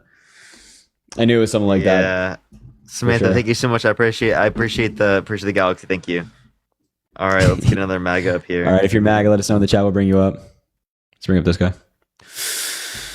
And Chris, thanks for the other $10, man. I appreciate you so very much. And Venmo Cash App for both Parker and I are in the links in our bio if you want to support the live. Ashley, thanks for the $5. I appreciate you. Taylor, thanks for the $2. get a Russell, PayPal, thanks for the man. $1. And Carrie, thanks for the $1. You guys are amazing. You should Hello, make did you like a vote for Donald personal Trump? profile page for PayPal. Yeah, Oh, yeah. I'm 22, by the way. I know you're going to ask me, but I'm 22. So why? Oh, also make sure to drop a follow here if you haven't already. We do these lives all the time, and follow Parker. He does lives all the time as well. You should give him a follow. All right. So why did you vote for Donald Trump? I voted for Donald Trump because he's going to like one of the main reasons. I mean, like we can talk like the policies that he has, but I think the main reason is that like the Democratic Party is completely like bought out by corporate interests and like corporate elites. And I think that Donald And not Trump the is Republican gonna, Party. So what do you think about like Elon Musk bankrolling Donald Trump's campaign? Well, okay, so a lot of Democrats talk about like Elon Musk being like a billionaire, like being one of the elites. But the thing is that he's one of the different ones because he makes sure, like he bought Twitter so that he could get like, freedom of speech back. And Dude, he was forced to buy Twitter. I don't know why people just leave this out of the conversation. Like Elon Musk originally made an offer for Twitter and then tried to pull out of the deal, and then a Delaware court made him. yeah, because they were trying to ask for more money because they like got together to try No, and they weren't stop trying to ask for more money. Twitter wasn't trying to. He made like an absurd offer. He was like, for each share that he bought, he was offering like I think $12 ish more per share than what it was valued at currently on the stock market. So no, he wasn't. It wasn't because Twitter wanted more money. He realized he overpaid. But what about like him? Like if he was bought out by corporate interests, why would he try to lower the spending of the government? He said he was going to cut $1 trillion from Oh, spending. God love you. God, it's so many of you folks are in for such a rude awakening. When Donald Trump was in office the first time, he ran up spending. He signed in more spending and more borrowing than Joe Biden did. Over a 10-year period, significantly more borrowing. I mean, he had to like do all the things that he said. There was so much work for Trump to do. I mean, it doesn't surprise me that he had to spend a lot of money in order to do those things. Like when you come into a system like the U.S. government that's just so like obviously corrupt and not built properly, you have to spend a little bit of money. So to what did he fix it. spend money on to like reduce that stuff? Like the border, and he like building the wall at the border. He only built and he 50 also- miles of new wall. And also, like, one of the main reasons the deficit were run up was because he cut taxes for the wealthy. And so the year after that, we had almost a $1 trillion deficit as a result of Donald Trump. So I'm just curious, like you're saying he's so when Donald Trump spends money and spends more money than the Biden administration, almost double, well then it's okay because Donald Trump is ridding the government of corruption. But when the Democrats are spending money to invest in things like healthcare and taking care of poor people and investing in infrastructure, education, well then it's the corrupt government at work. Do you see how maybe? Yeah, I mean, like if the Democrats want to spend money to bring like communism to America, I obviously don't support that. Like Communism to America? Define communism. Oh, bro. classless, moneyless society where workers own the mean of production. They're not doing that. Parker, what's a state? Do you think that shut the fuck up. This person's a troll. You think that they're advocating for a stateless, classless, and moneyless society? Yeah. Bro, who? You think Kamala Harris is advocating for a stateless society, a moneyless society, and a classless? That's insane. Her father was a Marxist. Her father being a Marxist does not mean that she's a Marxist. He also parents that are like taught conservative or like liberal that might be different from us. What the hell? Hey, big country, if you want to be here, you got to mute your thing, man. You got to turn off the volume in the back. Continue. They did an aggregate of all like the people, and they found that Kamala Harris was like the fourth most left-leaning person in Congress. So I mean, it wouldn't surprise me. Kamala. Sorry, Kamala. Wait, is like her being left-leaning in Congress does not mean she's a communist. What? She wants to add more spending to give money to people left and right. She supports capitalism, dude. What are you talking about? What are you talking? What are you saying, dude?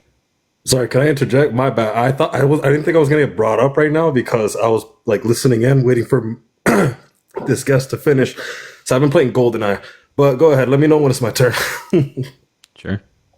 No, but if I'm being honest, I voted for Trump because I'm not a fan of American hegemon, and I think he's so dumb and incompetent that he's gonna run America into the ground. And inshallah, that will happen. Dude. Oh, so you're just an idiot. Okay, you could have just led with that, right? You could have just been like, "I'm really unintelligent." He said, "I want destruction. I want it bad." What?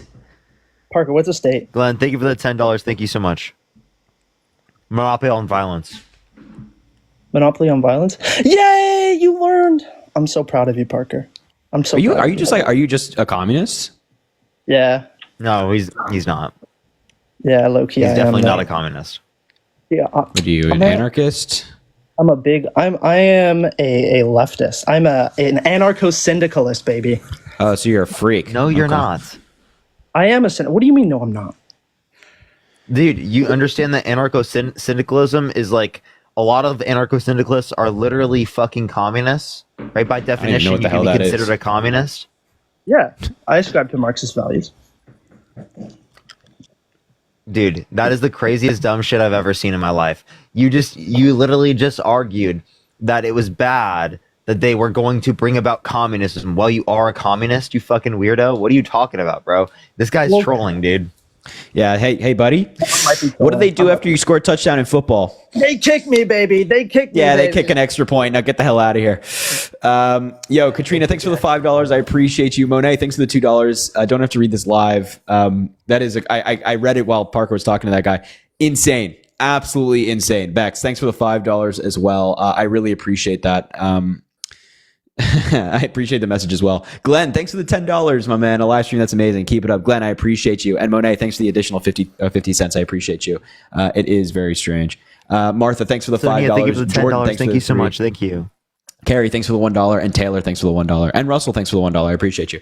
All right, big country. And Why'd Glenn, you go for thank you for the Donald Trump? $10. And Monica, thank you for the $5. Thank you so much. You already know Monica really, really, really wants you to take her as a plus one.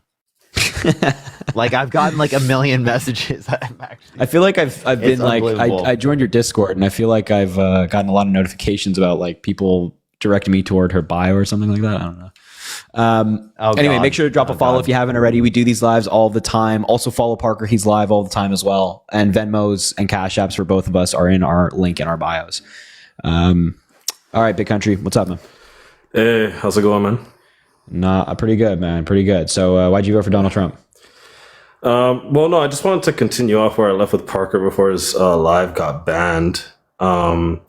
Because I was just asking him when 2028 rolls around and it happens to be JD Vance versus Kamala, what would be your argument to try to influence people who voted for Trump into voting for Kamala Harris? And now that you're here, I would like to hear both points of views, so that way, someone can make a more educated decision when it comes to voting for the next president-elect. I already gave you a response to this, so. Yeah, but we didn't get to really leave off because, I didn't really hear most of your points too because I was outside. So now I'm inside. I've just been listening in, and I'm honestly enjoying this live right now. So I honestly forgot that I requested, but why not? I would like to hear Harry's points. So you're asking like when 2028 comes around, if it's Kamala Harris as the nominee, what would be my arguments in favor of her as opposed to J.D. Vance? Yeah. Sure. So Thanks for the subscription, Obama fan. I appreciate you. I think a lot of the arguments would be the same of her experience, her being incredibly qualified and serving as VP under like a really successful administration. And of course her qualifications and experience in California and of course the Senate and whatnot. I presume that she'll run on a lot of the same policy. A lot of that policy is good. A lot of people approve of her policy when just polled independently on it. A lot of people just didn't know what she believed because she only had 100 days to kind of get it out there. Donald Trump had been campaigning for practically like 8 years at that point. So he was just like hammering it nonstop where she only had 100 days. So it's really kind of hard to get that message across, especially to a lot of Americans who don't pay attention to politics every single day. So I think, number one, I think she'll run a lot on that. But I also think it's a lot of a wait and see. Because, we don't know what this second Trump administration is going to be like. I presume it's going to be utter chaos. And when they inevitably like mishandle an issue or an emergency or pass a policy that hurts people, then we'll cross that bridge when we get to it. But a lot of it's kind of up in the air as to what arguments we make against J.D. Vance in 4 years, if he is even the nominee. I don't know. Mm-hmm. Well, I know given the history of most president and their vice president, the vice president tends to run right after like Richard Nixon, stuff like that. Yeah. I agree that typically that's the case. You just don't know what's going to happen. Anything can. Yeah. Of course. But presumably, yes. But also the question I asked Parker, and this is where sort of like the live kind of went downhill because like obviously it ended. But the last thing I asked is, had you eliminate the factors in that Donald Trump had committed these offenses and all these things that bring his personality to a complete like a train wreck, all these not only accusations but the convictions and X, Y, and Z. If you eliminate all these things, would you still follow through by saying that he is the worst candidate compared to Kamala Harris? If you're asking if he wasn't found liable for assaulting women, business fraud, convictions, and whatnot, I would still say that he's significantly worse than Kamala Harris. Absolutely. Okay. All right. No, I'm just here to listen in and get some education on this. I spoke with Dean. He was very nice. Now speaking with Parker, now speaking with you, I genuinely enjoy listening to you guys' lives coming from a conservative. And I really want to listen in on more and see if you guys can convince me to vote for your party. Well, we'll do our best, man. We'll do our best. Right, I appreciate you. And W's for your whole live. Everybody's been so nice to me and giving me W's in the chat, recognizing me from Dean's live. So take care, guys. I appreciate it, man. Have a good one. Thanks. Interesting. That's literally like the first I don't even know I've ever had someone like speak good of Dean after I debated them. Really? I'm not trolling. That might be the first time I'm like, I heard that someone was like, oh, Dean was like respectful. Interesting, man. I didn't. I think, dude, chat, has anyone else heard that on my live? I swear I've never heard that before. Right wing hunter. Let's bring a right wing hunter. That's brutal, man. That's brutal. Yo, Brandon, thanks for the $1, man. I appreciate you. And Martha, thanks for the 5 as well. Venmo Cash should blink in the bio for both of us. What's up? Taking the DNC donations. All right, so you're a troll. Hey, do me a favor, buddy. Get the hell out of here. Yeah, he's out of here. All right, if you're MAGA, let us know in the chat. We'll bring you up and we can talk and you can tell us why you're MAGA. Yeah? Sound good? I feel like we're going to hear that point a lot more, like here within like a month or two. What do you mean? You're paid by the DNC. Yo. Oh my God, the live just got flagged for bullying and harassment. Whatever. Yeah, that's rough. Yeah. I'm not MAGA, but I've been almost considered that I should have voted for Trump. But you didn't vote for Trump? No, hell no. Okay, so all right, man. I don't got to convince you of anything. I appreciate you. Thanks, man. I don't even know what that means. That he's like now he's regretting his vote for Kamala Harris or something. I don't know. All right, if you're MAGA, let us know in the chat. I appreciate you. Tommy, let's bring up Tommy. Find out why he's MAGA. Monica, thanks for the $5. Okay, but have you read my bio? No, Monica, I haven't read your bio. I think I just like turned on Discord. I don't really use Discord, so I don't really know what it's all about. Hello? Hello, bro. You vote for Donald Trump? No, I can't vote yet, but I will be able to vote next election. Brother, you got to be above the age of 18 to be on TikTok Live, man. Sorry, I hate to kick you off, but you got to be above the age of 18 to be on TikTok Live. All right, if you're MAGA, let us know. I'll bring you up. Let's bring up Brody? I don't know. Hello? Do you vote for Donald Trump? Of course. How old are you? 18. Yeah, what year were you born? 2006. What month? February. What do you think, Parker? Is that another phone that you're playing the live? No, this is not another phone playing the live. When did you graduate high school? Last year. You would have graduated this year, dude. Well, same thing. I'm in college right now. No, I would say you'd graduate this upcoming year. No. You would be in your senior year right now. No, I wouldn't. Yes, you would. How am I not? Then? Yeah, bro. You'd be all right now, right? Because of your age, you're like when you're... Like you'd be when all right you now, are. bro. All right, if you're MAGA, let us know. I'll bring you up, man. You'd be all right, bro. You're good. Like in February, he would be within like the next year, right? Yeah. He wouldn't? I might be wrong. It doesn't matter. Doesn't matter. I had some doubt too. Yeah, I was just suspicious. Just suspicious of that guy. I always say that because then like I want them to like admit, be like, oh fuck, you got me. I know, right. Sydney, thanks for the $1. I appreciate that. What's up, man? Are you MAGA? MAGA, yeah. Why? Well, I mean, I voted for Trump, but I mean, I've been a Democrat my whole life, so I know what you're gonna do. So like why? Why, right? Yeah, we're asking you why. Do you want to answer? Go ahead. I get it. I just didn't like Kamala at all. And Kamala, trying to say it right for you. And I didn't like some of the swing attitude and stuff like that. I voted for Biden, and I really didn't like the way it went from the very beginning. You guys are pretty educated on book smart, so I give you hell credit. I think you do a good job. I didn't like a lot of your videos, but I actually started watching some of your lives, and I like the way you handle yourself. So, I've been watching a lot and going both sides. But honestly, I would have voted for... It would have been a closer call if I voted for Biden over Trump, or Trump over Biden for a second term, than Kamala. What? You're like the third... Oh, there's an echo. Sorry about that. I don't know why there's an echo, but... Well, we'll see if it's persists. I don't think it's persisted. So, how does that make sense? Like, Kamala Harris and Joe Biden have similar policy, very similar policy in terms of, fighting for the middle class, caring about climate change, investing in American manufacturing, things like that. Why, if Biden was in the race, you're kind of like, well, I'm on the fence, but if it's Kamala Harris, you're so opposed to her that you voted for Donald Trump? I was still pushed away from Biden from how things went. I voted for him for a couple specific reasons. I don't blame Kamala for that or nothing like that. I don't do that. But I just with it, I felt Biden was his own character and who he is, and that's what kept me closer. Where Kamala, sorry if I'm saying it wrong, you got me nervous, I guess. I didn't feel that anything was her own policy. I just didn't connect with her. I didn't like some of the attitude, the laughing. What makes you think that it wasn't her policy and laughing?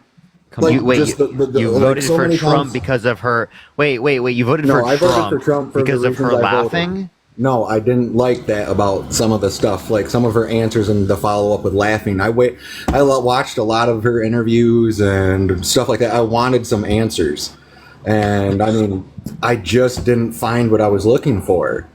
Where Biden, when he ran in I did. 2020, I did understand his policies and I was looking for. I don't think he met some of the things I was hoping for, but I did understand what he was running for. I didn't completely understand what Kamala was running for. I felt like, like in 2019, research. I did a lot of research, and I just felt like she switched. I promise you didn't, because I trust me. I literally I dealt with this information all the time, right? And it wasn't difficult to find. And I mean, I did my research and I went back and forth. And I mean, I did try to get into a lot of your lives because I did want to hear from either one of you. Got one more Harry than you, but either one of you, that's pretty well the only information I got is what I read and seen and sort of tried to find. And then I cross-referenced with you guys. And then I'd look up some of where you guys got your sources. So I did try to do my research. So I just didn't like when she'd say something. She had a lot of policies that she changed from in 2019 until to the 2024. My concern with that would have been, is she just changing her policies to fit the position to run for president, or did she really change her mind? I would have been happy if she would have just one time on one of the things I was watching, if she would have said, hey, I felt like this is what I felt like in 2019. She did. I changed my mind. I never found it. So she said it in the presidential debate with Donald Trump. I didn't really see that. Literally. I watched the debate. I watched the debate. So I'm saying I didn't see her say that, is what I'm saying. I did watch the debate. She said it very explicitly. And again, if you watched my lives or Harry's lives, you would have seen this information as well. And we talked about this very extensively. I know, and I've watched and I try to do my own. But like with Trump, again, I voted for Hillary Clinton in 2016, not Trump. I don't think Trump did horrible in office. And I mean, any president could do better. I mean, I don't know what's funny about it. You're sort of laughing, but this is where you guys are book smart, but you don't have 40 years on. You don't have 45, 50 years of living in the economy from the 80s and the 90s and the 2000s. The economy has nothing to do with Trump, man. He inherited the economy from Obama, and then he claimed credit, and you fell for it. Okay, so the next, which I don't believe, and I mean, half of America don't believe. No, it doesn't work like that completely. Did he come from a good economy from Obama? Yes. So what did he do to make the economy better? Well, I actually didn't mind his tax cuts and his accords and stuff like that. Obviously, the economy was running and it was affordable. I mean, maybe it was the timing of everything. The inflation was down. Interest rates were down. I know the president doesn't control that stuff, but again, the economy was just doing really well.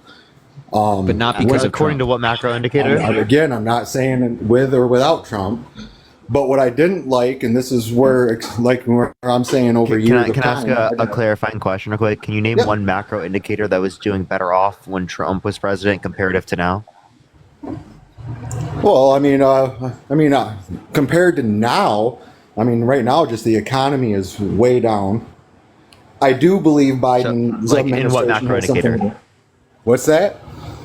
With what macro indicator? Like unemployment, inflation, GDP growth? Inflation is one.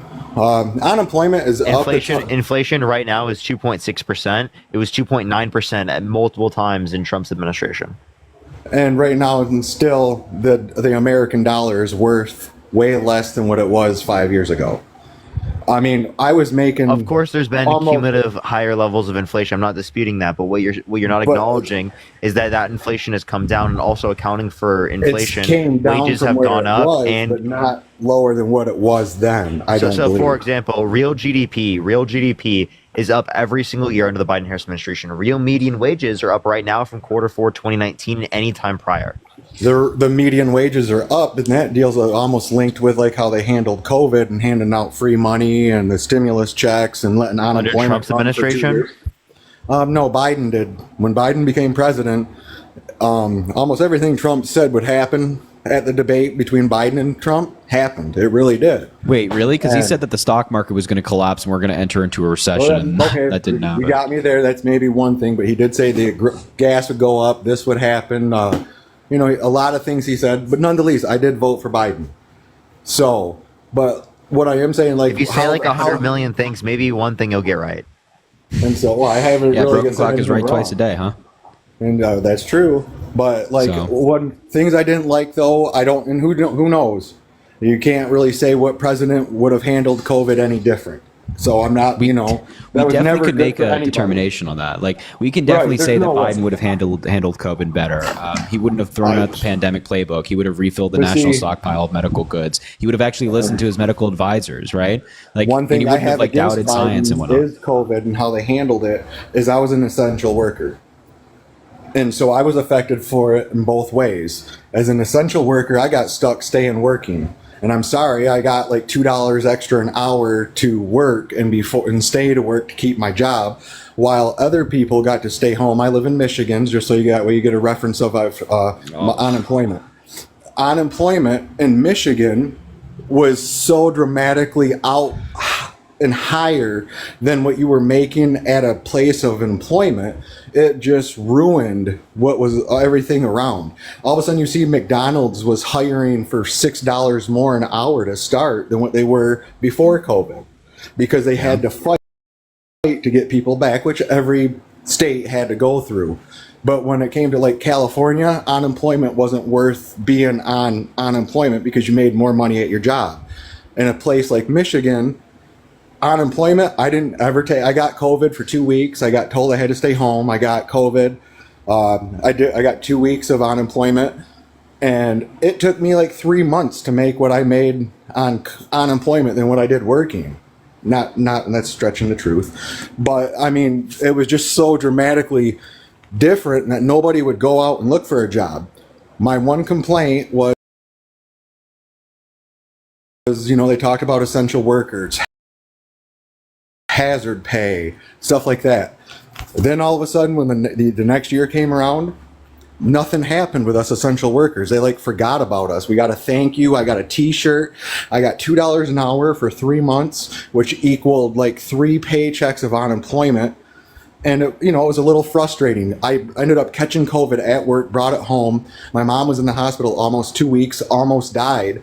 And I mean, we didn't get nothing. Where other people got unemployment to stay home, and if you were scared, you got to stay home and just get unemployment. I feel that was a big thing.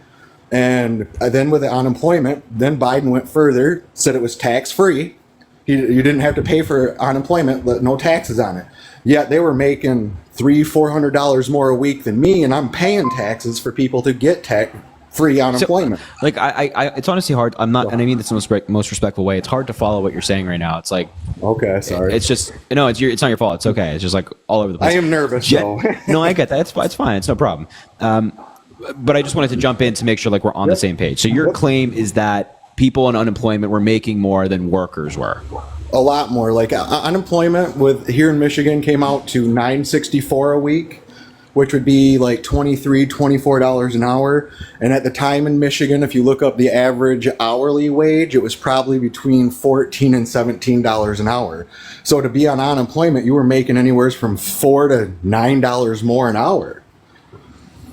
And you're just staying home. And it was stretched along. I mean, it was tempting. I didn't want to go back to work. And I'm glad I did, because along the way, I've been promoted 4 times. I've had like 12, 13 raises. I actually make good money now, and it's not good money. I mean, it would have been time in my life, but it's not right now. And I'm making decent money, but like what I can afford. Like in 2019 and 20, I bought a motorcycle cash out of Florida.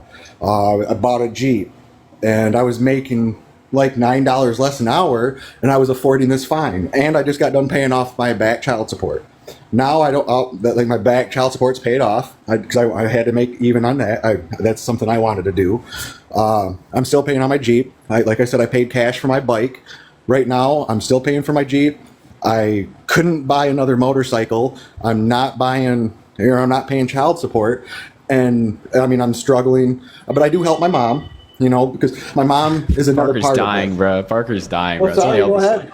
But I'm just saying, like, that's where I was saying the value of the money is down, and I feel it relates to COVID. Yeah. We understand what you're saying, but generally that has nothing to do with Joe Biden, and it has nothing to do with Donald Trump. That's the point. I said, well, I just didn't like how the Democrats sort of went with the essential work. That was just a little mark. So that was one thing. And I can't speak to like Michigan and what happened in Michigan, but put it this way: people Right. that were without jobs were not doing better than people who had jobs, right? Because all the benefits that came with having jobs, healthcare that came with having jobs, and whatnot.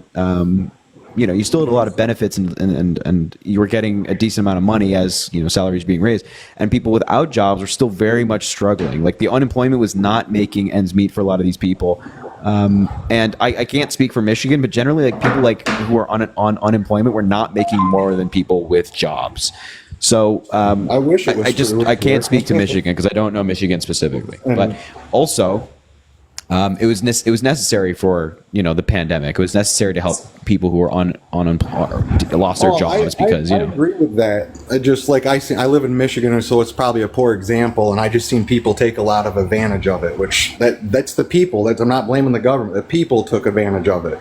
There's always going to be bad actors, right? But it doesn't mean that the government shouldn't provide support to people, right? So, and especially in a time like that, it was crucial. But aside from all of that, like just the way that Donald Trump handled the pandemic comparatively to like what Joe Biden was proposing and saying what he would have done, it's like night and day, right? That's I the think point if the roles were reversed, I don't know if Biden would have handled it any differently in the beginning either, or say Clinton, or it was new to everybody. So he absolutely would have, right?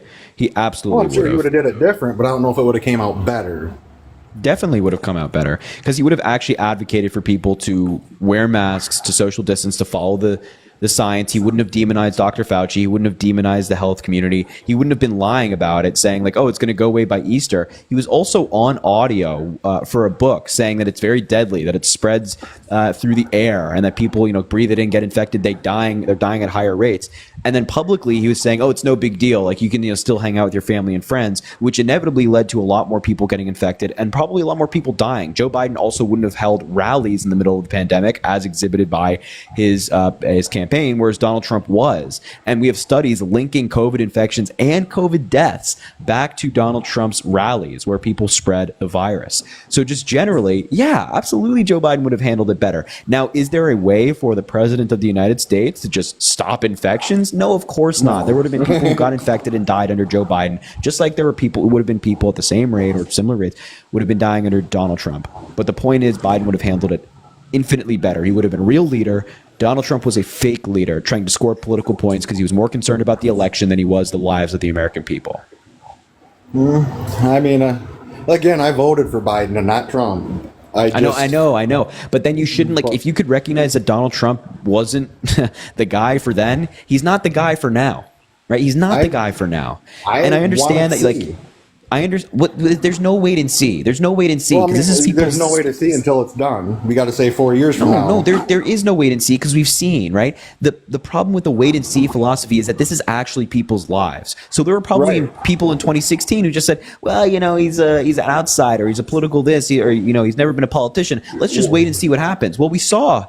He incited an insurrection. He mishandled the pandemic, and he, appointed these Supreme Court justices. Now a third of our court, or three people in the court. That insurrection. It's so hard to say about peaceful protests. I understand. But then he appointed 3 Supreme Court justices who overturned Roe v. Wade. So we wait and we saw. I support that. You do support that? Well, yeah, I do. Why? He supported 3 Supreme Court justices, but just cause and effect. How can you say? Have you ever been in a relationship where somebody said you did something and you really sort of didn't do it, but you still took credit just to sort of be a dink? I've did that. I don't think Trump really, he appointed the justices. Well, see, that comes with time. Eventually, if some people say so much, some people actually do. They, what? If you want to blame me for it, go ahead. I'll take credit. Is what I'm saying. Yes, he put the 3 Supreme Court justices in there, but I mean, the debate about abortion has been a political topic for 60, 70 years, not just the last 4 or 8 years. Yeah, of course. But so Donald Trump. Sorry, I didn't mean to cut you off. Sorry, no. I mean, I don't want to cut you off either. But because that is a thing for me. The abortion, immigration. Yes, I do want better economy. So those are some of the things I did lean towards Trump over Harris. So if on these subjects is what I'm watching for, and which really got my vote. Now, but then why would you side with Donald Trump when it comes to something like reproductive rights? Well, it's because I'm not against like saying like a woman's right, a woman's body, a woman's right. But at the same time, if right now, Donald Trump, is there any state that has a Donald Trump abortion ban? Well, yeah, I'd argue that they are Donald Trump abortion bans because they're not. None of them are labeled Donald they are Trump because Donald Trump they're by appointed the these state. Supreme Court justices. But no, the Supreme Court overturned Roe I know, versus Wade. but in But 2016, now the at the states presidential vote debate on with it. Hillary Clinton, in the 2016 presidential debate with Hillary Clinton, Donald Trump said, "I am going to only appoint pro-life justices to the Supreme Court," indicating Right. that he wanted them to be But he pro-life kept as his well, word. pro-life. When he absolutely did on this. I totally agree. And then they overturned Roe v. Wade. He knew that they were going to do that, appointed them anyway, and did that. And Donald Trump knew, or at least you'd hope that he would know, He knew. that a lot of Right. these states had trigger laws, which meant that as soon as Roe v. Wade was overturned, these laws would automatically go into effect, just like that. The second it's overturned. But who One votes- second he had a who right to an votes in the abortion in that state? state, the next he didn't. So Donald Trump overturned Roe v. Wade, had these Supreme Court justices do it, Right. and then those abortion bans But went into you're place. allowing I would call every that a person Trump in the- abortion ban. But that's allowing the people of the state to vote for it. That's Yeah, but giving some state everybody else a legislators voice don't they allow for never that. had. Some states don't allow for that. So some hopefully states it you're gets allowed to addressed vote in- on a constitutional amendment, but other states you're not allowed to amend your constitution in something with something like reproductive rights. So a lot of people don't actually get to vote for it. And the problem with like voting for it is that I don't want women in one state to have more rights than women in another state.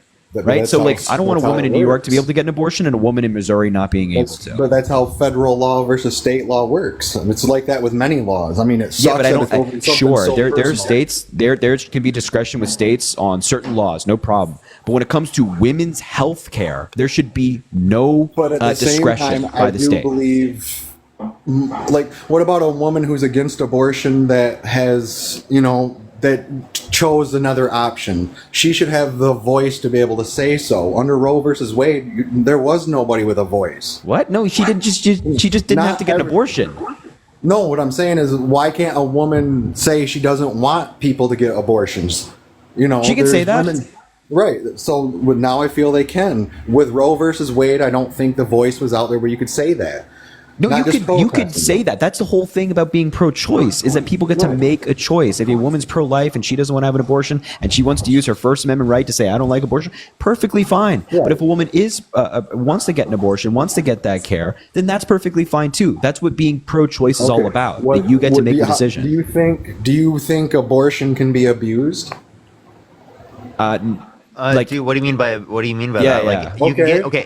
So think about it this way. Think about it this way. The way that I value the way that I view the circumstances that you could have an infinite set of abortions. Prior to this point, I wouldn't care, right? Because you don't I care also about it in wouldn't one care. scenario. Why would you care about it in 2, and 3, and 4, and 5, and 6, and 1,000, and a fucking million? Because I don't value a fucking non-sentient embryo anyway. Okay, Right? so- I value a sentient woman, right, who is having an experience and has a desire that she doesn't want to be pregnant anymore. Right? Yeah, I don't- Like I if it don't was the think scenario so, where my man. girlfriend got Not getting pregnant, I think she pregnant should be able to is get just access to an not having abortion. I don't think sex. I don't think my girlfriend should be put in prison in the back of a cop car with fucking cuffs on her hands because Me she got an neither. abortion in the first trimester because she's not ready to have a kid yet. I don't either. I just said, do you think there should be a limit on how many? Like, if somebody has an abortion for one reason or another, once, maybe twice in their life, even maybe 3 is one thing. What about somebody who has? If you have like, it 5 10 or times, 12? what's the issue? I apparently that if you should maybe consider a different way of having sex. Either if you're never going to want to have a child, You could say have sex, say or use someone should protection, consider it or because it could be harmful to their health, specifically physiologically speaking. Right? If you Physically? get pregnant that many times, yes. if- But it is the then case I that believe the abortion should be okay. but there's no reason to say that the abortion itself is wrong. Does that But I make think sense? if you're just having sex, getting pregnant, and then having an abortion, then going out having sex, I am against that. I mean, I Okay, have but that's that not right. your Why are life. you It's not against your that? body. It's no problem. You can be against that, but it's not your life. So for my example, when I was younger, as a father, when you become a father or a mother, I do think your outlook changes towards this. So when I was younger, I had my first child. I ended up going back to my ex-girlfriend. We ended up getting married, tried to make the relationship work, blah, blah, blah, blah, blah. It didn't. I was dating another girl, and she, all of a sudden, me and her were, we got along, but we were like fire and gasoline. We separated. She left state. 3-4 months go by. About three months, I get a letter. And she's saying, you know, hey, can you contact me? I call her. We talk. She's like, I am pregnant. I have, you know, it's your child. I haven't been with nobody.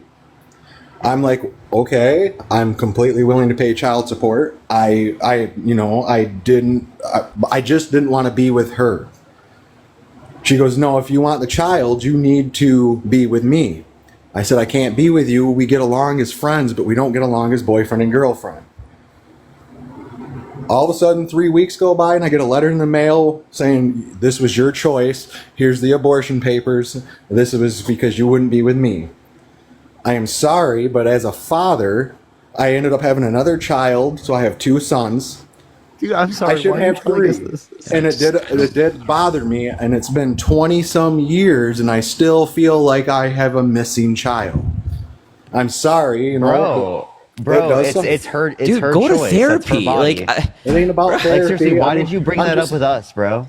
You just brought why I have a personal feeling towards abortion. Listen. But How you don't about think this? that was abuse? A woman saying that if I can choose her, should have kept the child that was over 3 months along. Wait, that's totally fine. Yeah, she can get an abortion in that circumstance. Right. That's her choice. But you don't think that should hurt if she a doesn't father? feel like the conditions, and the environment specifically for, or like a Her kid or condition was I met could that she take her that she back. would want in order to have a child, be quiet. Right, that I don't think she should be forced into that circumstance. I think she should be able to get access what to about abortion. me? Should I have been forced to have to take her back? How about you be more mindful? How about you be more mindful about who you specifically decide to sleep with? Why can't a woman be more mindful? I'm sorry. I mean, I was perfectly willing you're to the one raise trying the to say child. that she needs to do that. Why don't I you was have to do completely that? willing to raise the child. I'm not the one who wanted the abortion. I'm just saying it can be abused. I feel that was abuse. I don't think that's abuse. So when a woman tells you, so if you have a woman tell you, I have your child, you got to be with me or I'm going to have an abortion, that's not abuse. That's cool. You got a different opinion than me. When you said, I thought you were saying in relation to the having the abortion. Now, could I say that it could be screwed up specifically for someone to say to someone? She said that to me, and then I got abortion it's papers in the ultimately mail. her choice. It is her choice. Wait. Why does that suck for? Wait, why does that suck for you? Like, you could say that, like you could say. Hold on. Well, why wouldn't I? I don't. Why would believe you? in abortion. I think what they're specifically describing is that they don't feel like they could have the environment for a child without being in a relationship with someone, and that's totally legitimate. Me and her had a bad relationship. Hold on. Time out. Did you connect like a speaker or something? No, Yeah, I'm probably did. I'm in an office. You're like, there's like an echo again. Like we connect. You like connected to something or like a speaker or something. No, I'm still on my phone. Can you just like check? Make sure. Well, let's see. I can turn off my Bluetooth. Yeah, turn off your Bluetooth if you can. Yep, I just did that. Bluetooth is off. Still? Hello? No, I think it's good. All right, continue now. Okay. So, I mean, that was just a personal thing, but I mean, it's just so hard. Abortion is, everybody's going to have an opinion. I mean, I think everybody who wants to say they're for it, it has every much of a right for somebody else to say they're not for it. I can't help that.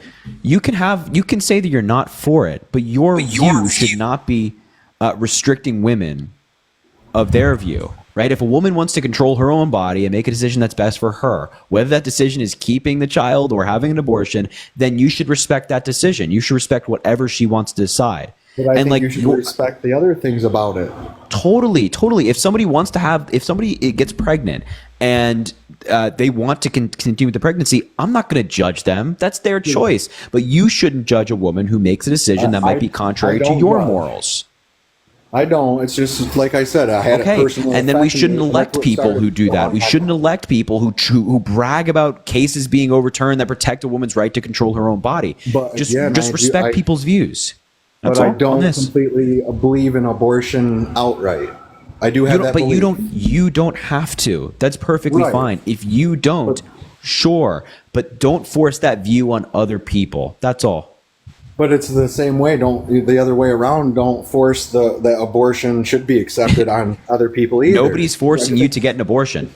Right, but you're saying I shouldn't. I'm not trying to force a woman to say no, but at the same time, I don't. I mean, I am so like I said, I don't believe in abortion the way you do. No, so I understand that. But what I'm saying is, do like, when I like say the new don't law. force it on other people, what I'm saying is don't vote for people who want to implement pro-life policy. But I am sort of pro-life. So I Are you understand Christian? completely. Lip, are you Christian? Yes. Yeah. Okay. So God doesn't restrict women's access to abortion, and you should be like God. So why should you restrict women's access to abortion? You can say you're against it, but why should it be illegal? I don't think it should be illegal. I don't know what it should be. Then you're pro-choice. And If you don't think it should be illegal, then you're pro-choice. I just don't like any choice. Right, and I get it. And so, like, I don't have a good answer for it. Other than I would rather see no abortions than any abortions. I would like to see a middle line more than either one of the other two options, but there really isn't a middle either. So that's, I mean, No, that's there is just a middle one option. thing. There is a middle option. It's called reestablishing Roe v. Wade. That's what the middle option is. The middle option is, or I should say, the reason why Roe v. Wade is the middle option is because it protects a woman's right to an abortion in every state in the union up until 20 to 24 weeks, which is viability, meaning that the fetus could exist outside of the womb and not need of the mother, right? After that point. But before that point, the fetus couldn't. And so states before that point don't have an interest in regulating that woman's pregnancy. But after that point, they do. Don't you think that's a middle ground? I mean, yes, the way you're wording it, yes. So there you go. That's all it is. That's what Roe v. Wade was. Cut and dry on it, though. But I know, that's but what I Roe v. also Wade seen was. So if a state sort wanted of to regulate, like if you have 5 abortions, I feel that's abusing it. you can feel that. You can feel that. But we're just talking about what the law should be. Right, and that's why I'm using the word feel. Sure. But we're just talking about what the law should be. And so you can be like, yeah, I'm uncomfortable with that concept. And that's like, all right, sure. But what the law should be, in my view, is that middle ground of which we just agreed upon, which is like 20 weeks. After that is viability. A state can regulate abortion if they choose. But before that, a state cannot, because it allows for women to have ample time to be able to get an abortion if they need or if they choose, but also gives ample time for the state to regulate an abortion if they please. That's the middle ground. Yeah, I do think there should be more, like they offer more options to help too. Like, hey, this pathway, but hopefully things change in the future. It probably won't be under this administration, of course. I would love to see it readdressed. And, also just more support for it. Not just so it's a free, open, just like counseling and help. And hey, whatever you choose, we will be here to help you. All of these things can exist at the same time. We will help you. All of them can exist at the same time. So women can have access to reproductive rights and get an abortion if they choose. While there can also be groups that, like, if a mother, or I should say if a woman wants to go forward with a pregnancy, those groups offer support. That's perfectly fine. Our view, which is like establishing Roe v. Wade, protects both groups of people. So if somebody wants to continue a pregnancy, no problem. If somebody wants to terminate their pregnancy, no problem. Both groups are taken care of and supported in our view. And also in the Democratic view, as part of the Democratic Party, if a mother wants to go forward with a pregnancy, we believe in like maternity leave, paid maternity leave, mandatory, that they have to be paid. The child tax credit. So when in a child's first life, they get a substantial amount of money. That family gets a tax credit to buy cribs, to take care of their kids, buy diapers, buy food, whatever it might be, and a tax credit continuing after that, but at a reduced amount. So we, the Democratic Party, actually want to be able to take care of people who are pro-life and want to have a pregnancy, but we also want to make sure that people who want to terminate their pregnancy have the support that they need to and have the right if they need to.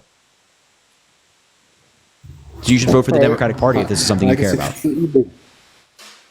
Well, I mean, trust me, like I said, I am Democrat. Some things really bothered me. So, I mean, I'll probably be Democrat again forever. So this could be the one time I voted Republican, which is going to be horrible, or it could be okay. That's such a crazy time to choose to vote you're more Republican. scientific. You're more scientific than religion, though, right? Harry and Parker. I would say so, yeah. I take it. Scientific, yeah. And I haven't heard Parker directly. I've heard you say it. Because, like, you don't believe in religion so much. And so... Yeah, I don't believe in religion. You know, what about...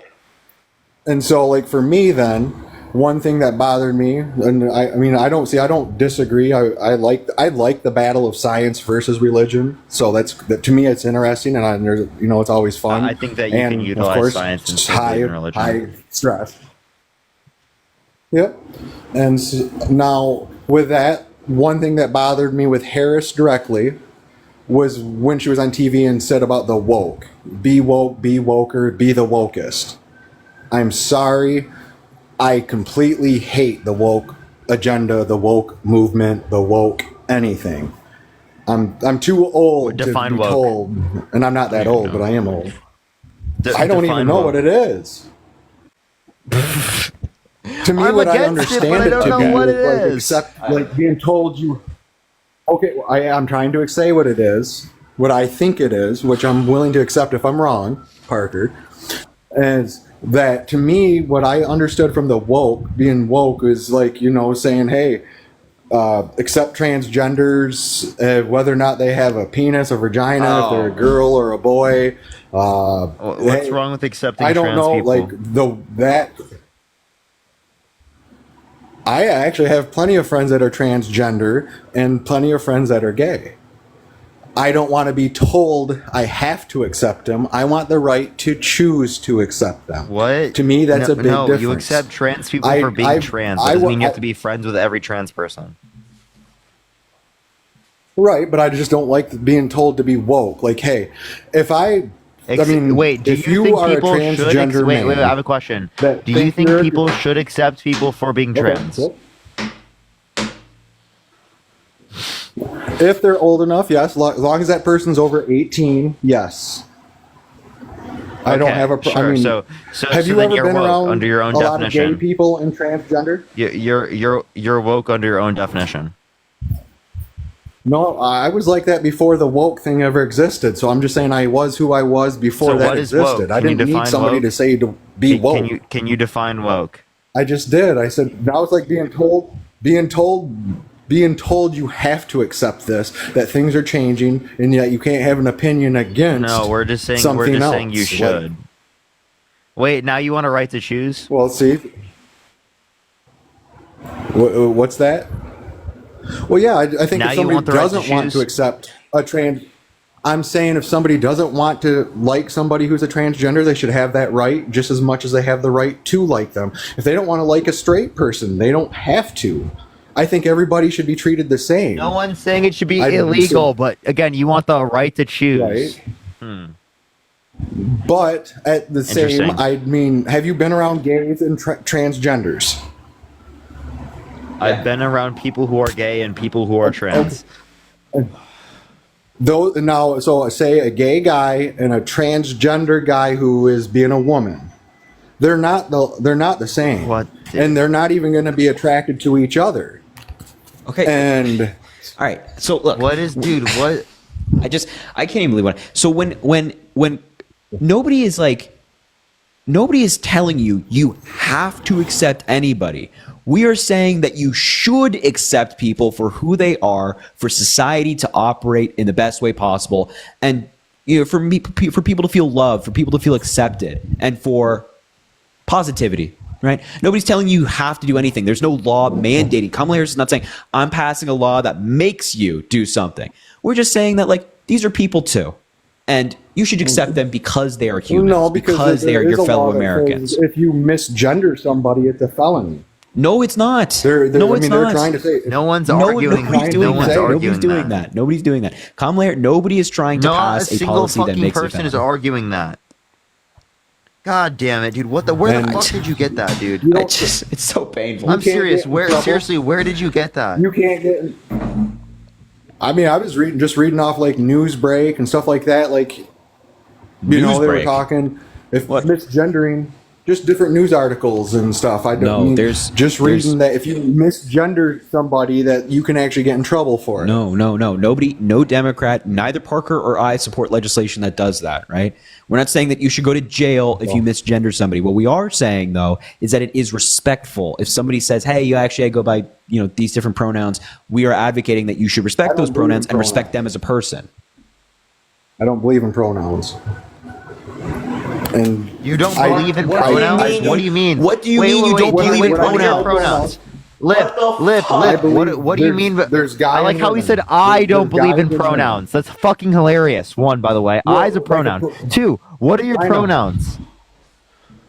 I'm just a guy. I don't think I should come out and be like, hey, I'm a guy. You don't have identify as a guy, pronouns? and my pronoun is Mister. Your pronouns aren't he, him? Well, yes, but I don't think they should be. Okay, I don't so think you do have pronouns. What I'm saying, yes, but what I'm saying is, if a woman is a transgender being a guy, I don't necessarily like. For me, I'm not going to tell somebody else or there how to identify that person just because they want to use a pronoun. When I was taught in school way back in the day that there's XX and XY chromosomes. That's what you go by. Now, I was way back when I was younger in school. If you were gay, you were bullied. If you were a transgender, I don't even know if it. I know it existed back then, but that would have been very, very secretive. I never believed in bullying nobody. I never picked on nobody. I accepted their choices. Okay, At the same time, for somebody who wanted to pick on somebody, that's their right too. No, it's not your. What? To bully? You think it's okay for someone to bully someone who's gay or trans because they're gay or I didn't trans? say gays or trans. If you're a bully and want to say that, it's something that a gay person should be able to be like, hey, I'm gay. I don't think I should be. You can run your mouth just like a straight person. If a bully comes up to me and bullies me, I can walk away. I can fight back. Sure, that's freedom of speech, 100%. Right. But there is a line. Okay. There is a line. There is a line. And I was somebody, when I was in school, I was the one person who fought the bullies. I stood in between the people who got picked on and the bullies, and me and bullies actually met 10 years later. So I'm okay, but listen to yourself, right? You're saying, and totally. You're saying that you stood up to bullies in school who were picking on people who were being picked on. That's great. Why wouldn't you do that at the ballot box? Donald Trump is the bully picking on people whose voices aren't as loud as his. He is the guy that's going after the quiet kid, right? The kid that might be a little bit different than him. Why would you then support that at the ballot box? Why wouldn't you stand up for somebody who's fighting for all people like Kamala Harris was? You might disagree with Kamala Harris. She might not be your favorite candidate ever. But at least she stands up for people as she did when she was district attorney general, standing up for people who have been defrauded or the victims of very serious crimes. I don't understand. Well, I don't completely see him as a bully. Okay, so when he mocks disabled reporters, when he makes up names for his political opponents, when he's targeting certain groups of people, when he's saying this about immigrants or this about Muslim Americans, you don't see that as bullying? I haven't seen him pick on handicapped people. Oh, you want to see the video? Yeah, but I have seen him use the names a lot. I don't think he's a political kind of guy. He's he can be chauvinistic, and honestly, I think half of America, that's one of the reasons why they voted for him, is because he's not a politician. They don't expect him to be a politician. And so, listen, just listen to this video. Just who he is. Okay. You're pretty fast at pulling that shit reporter up. with a disability. Take a look. His debunked claim that he saw thousands of Muslims celebrate the collapse of the Twin Towers here in New York. He appeared to mock a reporter with a disability. Take a look. Written by a nice reporter. Now the poor guy, you got to see this guy. I don't know what I said. I don't remember. He's going I don't remember. Maybe that's what I said. This is 14 years ago. They didn't do a retraction. That reporter he is talking about is Serge Kovaleski, who now... And look. Hold on. Oh my God, he got kicked. God damn it, just as I was making that point. Yeah, dude. You get a flag for hateful behaviors again, dude. He was about to justify that too. Dude. Bro. That was fucking nuts, dude. All right, man. I guess I'll call it there. It's 1:40. 6:45. I'm gonna call it. Yeah, on the Eastern. Are you gonna go live? I'll probably just do like a Q&A. All right. Well, folks, Parker's gonna go do a Q&A if you want to go talk to him. All right. It was good seeing you tonight, man. Likewise, man. Have I a good appreciate night, you man. always. Have a good one. All right. Appreciate you.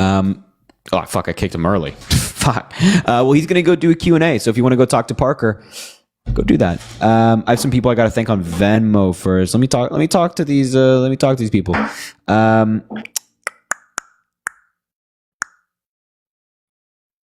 Bonetta, thanks for the $1. I appreciate you. You're amazing. Who's Chris taking to the White House? I don't know actually. Sydney, thanks for the $1 as well. Last one for tonight. Are you a Republican politician? Because I'd let you disrespect me. My God. But really wish me luck on my commercial tomorrow. I'm a production designer. It's my biggest gig so far. Sydney, you'll do fantastic. I know you will. And Lindsay, oh my God. Lindsay, thank you for the $100. Before you all head out, can you please fill the chat with W's for Lindsay one more time for me? 100 W's, please, at a minimum. Just fill a chat. I need singular W's. Just fill the chat with W Lindsay right now for another $100, bro. She is so incredibly kind, man. She's so incredibly kind. I appreciate you so much, Lindsay. Thank you for the $100. That is so incredibly kind. Look at that. Already 100 W's. We appreciate you so much, Lindsay. You're amazing. Thank you a million times over. Wow. While I do this, I just want to let y'all know that Parker is live right now at Parker Get a Real Job. That's his account. If a mod could pin his username here so people can go over easier, that'd be amazing. Santana, thanks for the $5. I wish we would have brought you up, man. I apologize. Autumn, thanks for the $5 as well for the guest therapy bill. Needs it. Barb, thanks for the $4.44. Would you ever consider running for office in the future? Absolutely. For sure, if the time was right. Nicolette, thanks for the 10 cents. Good night, Harry. Good night, Nicolette. I hope you sleep well. Angie, thanks for the $1. Why do men demand women to have babies but don't discuss the physical, mental, and emotional stress pregnancy does to a woman's body? No one cares about women. That's a really good point. I mean, there is a physical toll on a woman when it comes to pregnancy. So I totally agree. Kelly, thanks for the $10. Insulting healthcare workers had to work too. Yeah. Ty, thanks for the $2 as well. Who's going to tell the man's trans friends that he's a bigot? Certainly seem that way, man. Certainly seem that way. Listen, do me a favor. Parker is live right now. He's doing wait, what? Chris is spamming me right now. Lindsay, I want you to also know that Chris is spamming me right now, telling me to thank you for sending $300 to him as well. So Lindsay, you supported me, you supported Chris, you supported Parker. That is so incredibly kind. We appreciate you endlessly. I hope you know that. He's spamming me right now, making sure I say this. He might even be in the live. I don't even know. I'm not sure if he's here right now. Maybe he was watching for a minute. Maybe he can come up and say it himself. I don't know. But Lindsay, we appreciate you a lot. You're fantastic. Understand that Chris appreciates you, even though he's not on the live right now. He is spamming me, telling me to do this. So he really, really appreciates you. Wants you to know that he appreciates you. So W Lindsay, seriously, the GOAT. Listen, Parker's live. Look, there he is. Look at him. What a guy. That's a good guy right there. It's good guy. Listen, Parker's live right now. If you want to go ask him some questions, he's at Parker Get a Real Job. He's live right now. If you want to go do some Q&A, but Isaiah R. Martin is live. Good Trouble's live. Deanna Michelle is live. They're all doing some debate lives. Parker's doing a Q&A live. So you go choose. You have your pick. You have Good Trouble. You have Isaiah R. Martin. You have Deanna Michelle, who are all doing debates. Parker's doing Q&As. So you want to go talk to Parker, whatever's more your speed, you got it. But listen, before I sign off here, I post on every single social media platform. I post on Instagram, Twitter, YouTube, TikTok, Snapchat, Facebook, Blue Sky. All of those links are in my bio. I know it's so many links. It's like 7 different social media platforms. There's just so many to be on. So it'd mean a lot if you could all go there's the debate live. So you guys know Parker Get a Real Job. He's live right now. He's doing a Q&A. If you want debate lives, you have your girl Deanna Michelle. Show her some love. She's fantastic. Good Trouble or Isaiah R. Martin, whatever live you go to, say Harry Raid, let him know that we sent you. Oh yeah, I'll follow on all the social media platforms. I appreciate you. And guys, have a great Sunday tomorrow. Enjoy your Sunday. There's going to be football on all day. I know what I'm doing. I'm going to be watching football, and I'm going to be talking about the news to you folks, and hopefully going live. Although I was thinking maybe take off tomorrow or maybe not. We'll find out. We'll see. Anyway, aside from all that, have a great Sunday tomorrow, everybody. Enjoy. See some people you care about. See some people you love. Tell them you love them. Give them a hug. Eat some good food. Sleep in. and all that good stuff. And listen, if you don't have anybody in your life that you care about right now, or you don't feel like anybody cares about you, just know that I care about you, all right? I care about you. You watching there at home on your phone, watching this, understand that I care about you. And you matter, you're worth it, and you're amazing, and I'm proud of you, all right? You're doing your best. You're doing your best. All right, everybody. We'll talk soon. All right? Sounds good? All right. Sounds good. I appreciate you guys.